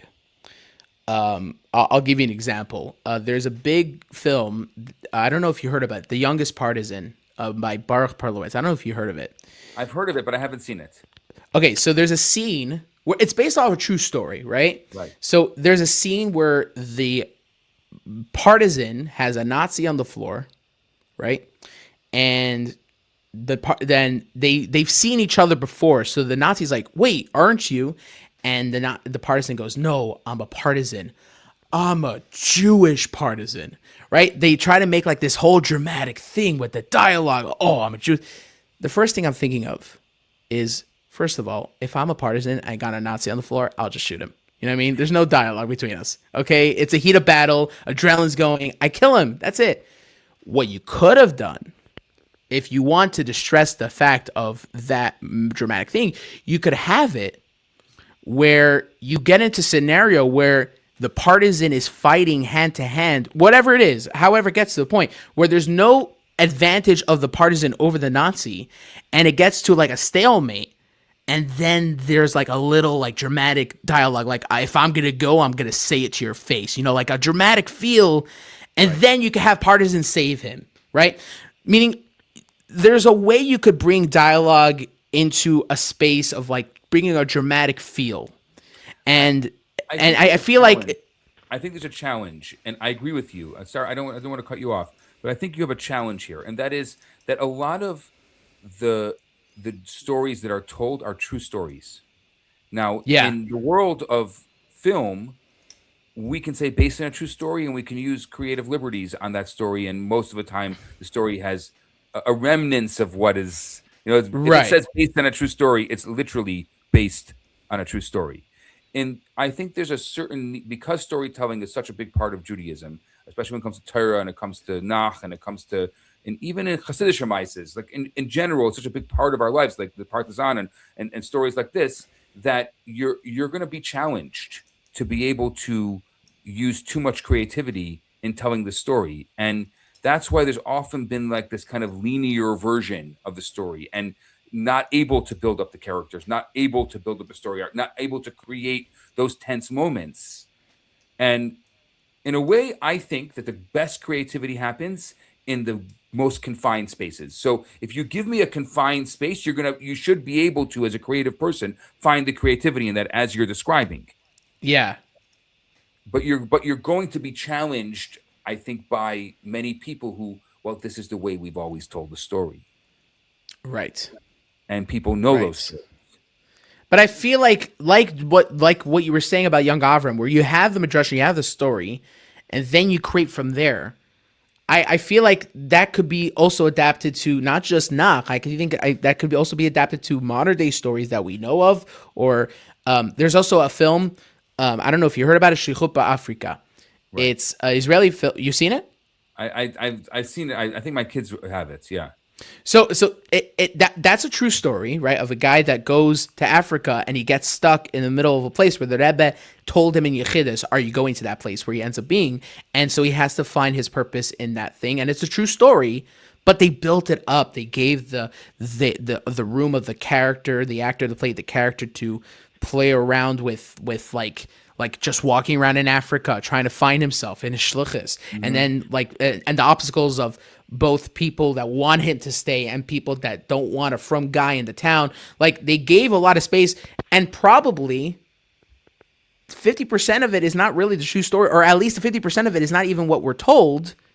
When I say 50%, I mean the acting, motivation, dialogue is probably not what they actually said or whatever, but you took what the literal sense and then you built from that. Right. There is the possibility And at the same time, like for example, with young Avram, we were limited, which means Right. where did we use our creativity? In the space that there is no medrash, in a space that, well, it could have happened and it didn't happen, or it could have not happened. So we were able to use our creative liberties in the space because there are gaps in the storytelling. And there's Right. always going to be like that in every story. There's going to be gaps in the storytelling. One of the things that Penina taught me, which I think was when I asked her, I said, "What is the most important thing I need to know about storytelling?" And it changed the whole way that I look at stories. And it's hard for me to unsee this. She said to me, "I'll tell you the most important thing you need to know about storytelling. Stories don't exist. They're just a series of events that a storyteller puts together." Nice. That's really interesting. Because then, as a storyteller, it's not something that you have to grab from on high, right? You have to. It's like personal.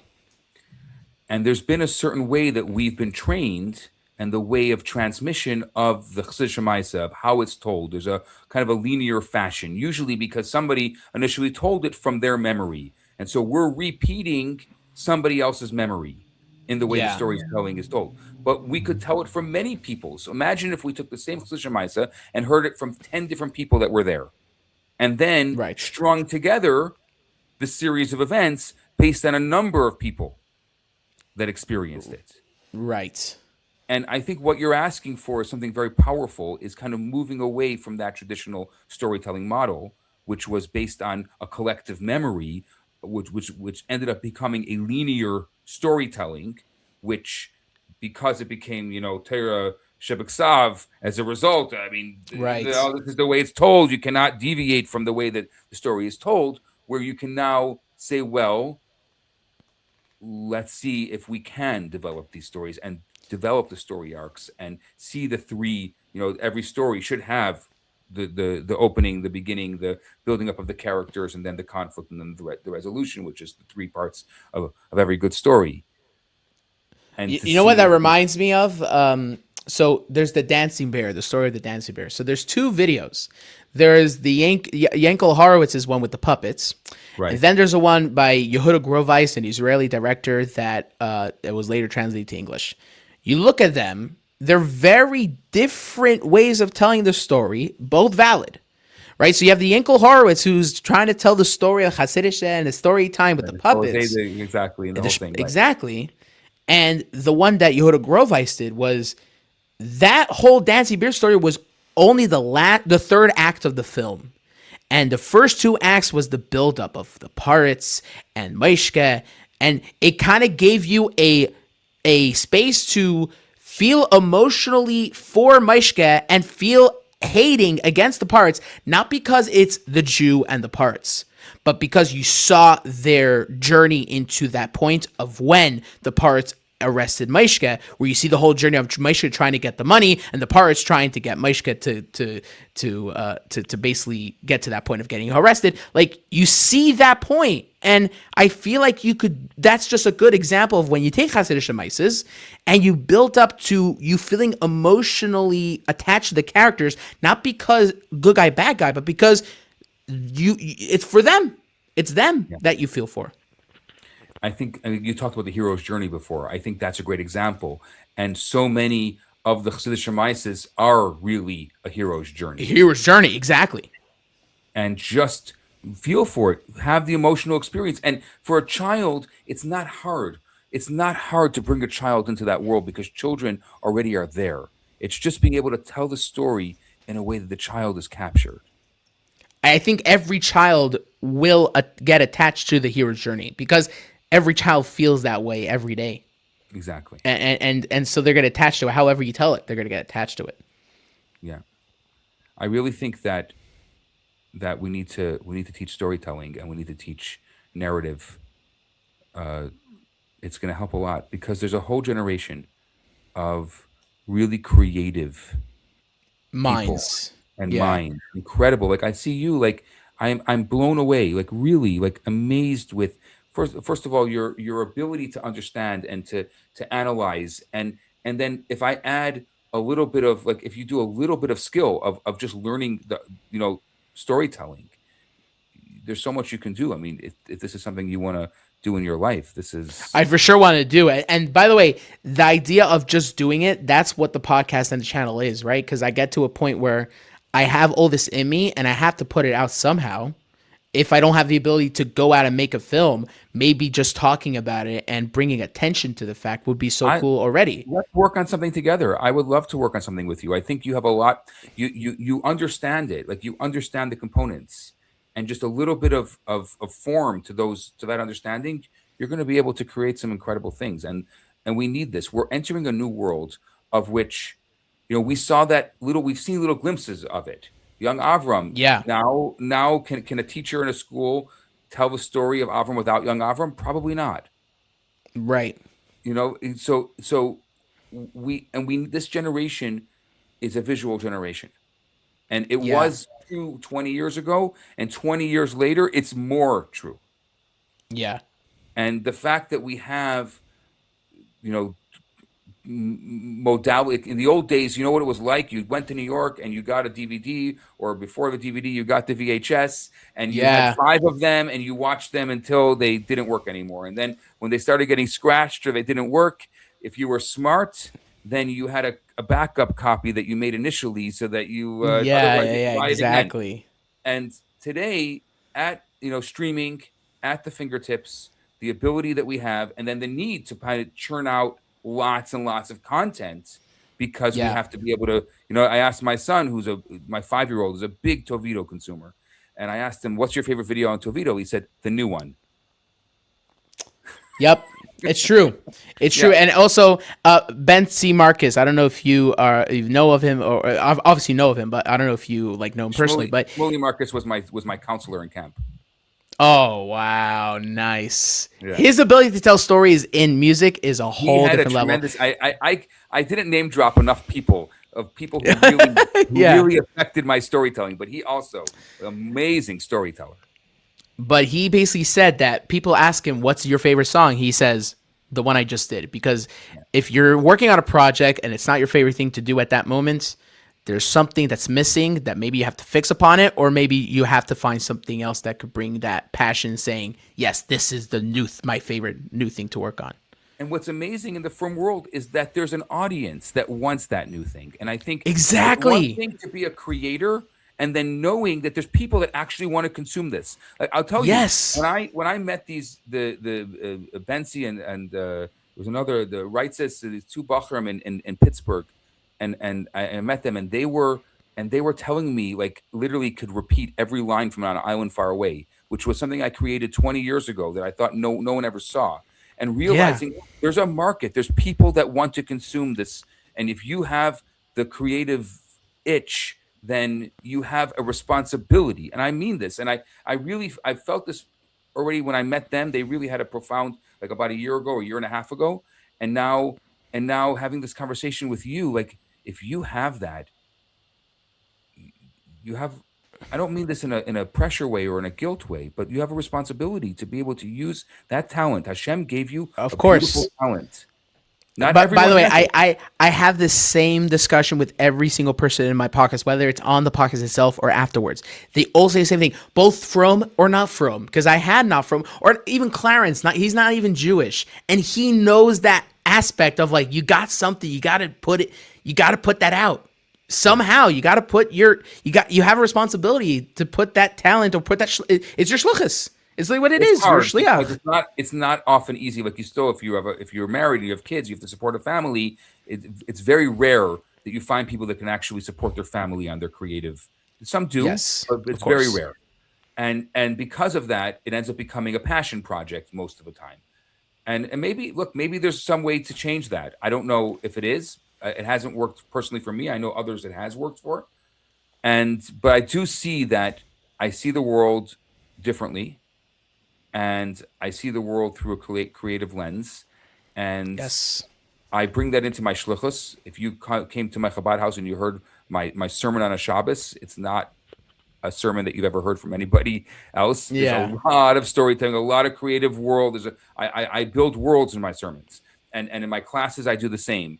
And even when I teach Chassidus every Wednesday morning in the Chabad house, And people say that like I'm able to distill very complicated ideas, the simple things. I use stories.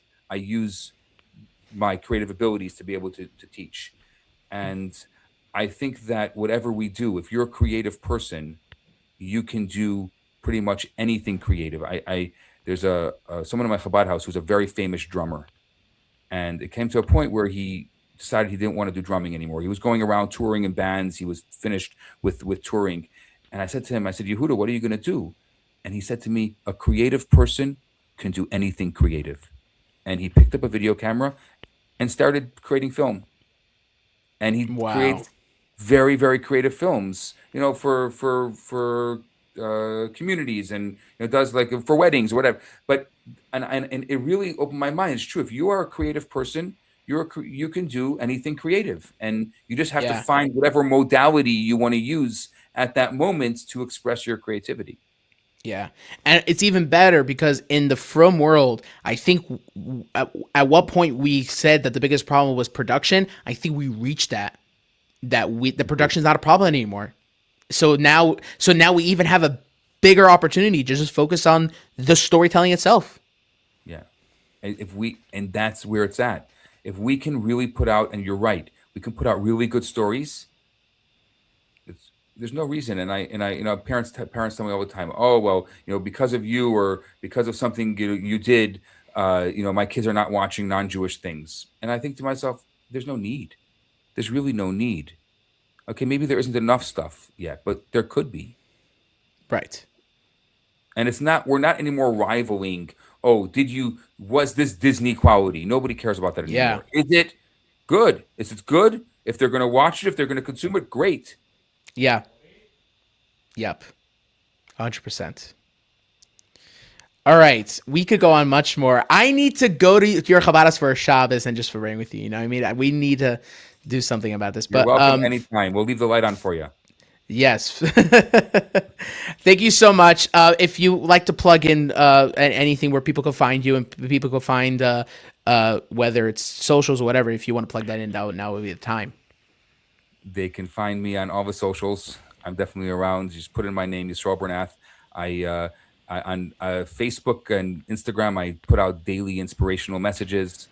I have my first book. I just wrote a book, and there's a tremendous amount of storytelling in that book. Though it's for adults, it's not for kids. It's actually a topic maybe that's very apropos for Chodesh Elul and Tishrei. It's called the Forgiveness Experiment. Yeah. But I do look.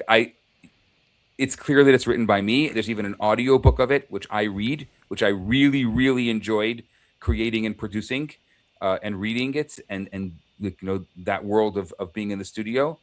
And yeah, I'm pretty easy to get a hold of usually. So All right. And as always, I like to end up the podcast and saying thank you so much, Rabbi Yisroel Bernath, for being part of my childhood. Whether it was, no, and I'm serious because it brought me to the point I am today. And now talking with you, it really broadened my horizon and hope that we could do more, much more. Not because necessarily we should. Yes, we should, but definitely, but also because we're capable of it. That's also the main thing. So thank you so much, and hope to have you back for any other projects because the possibilities are endless, and I love it. So thank you so much for joining. it's my honor. So special. I loved every minute of this. Every minute. All right, we'll be in touch.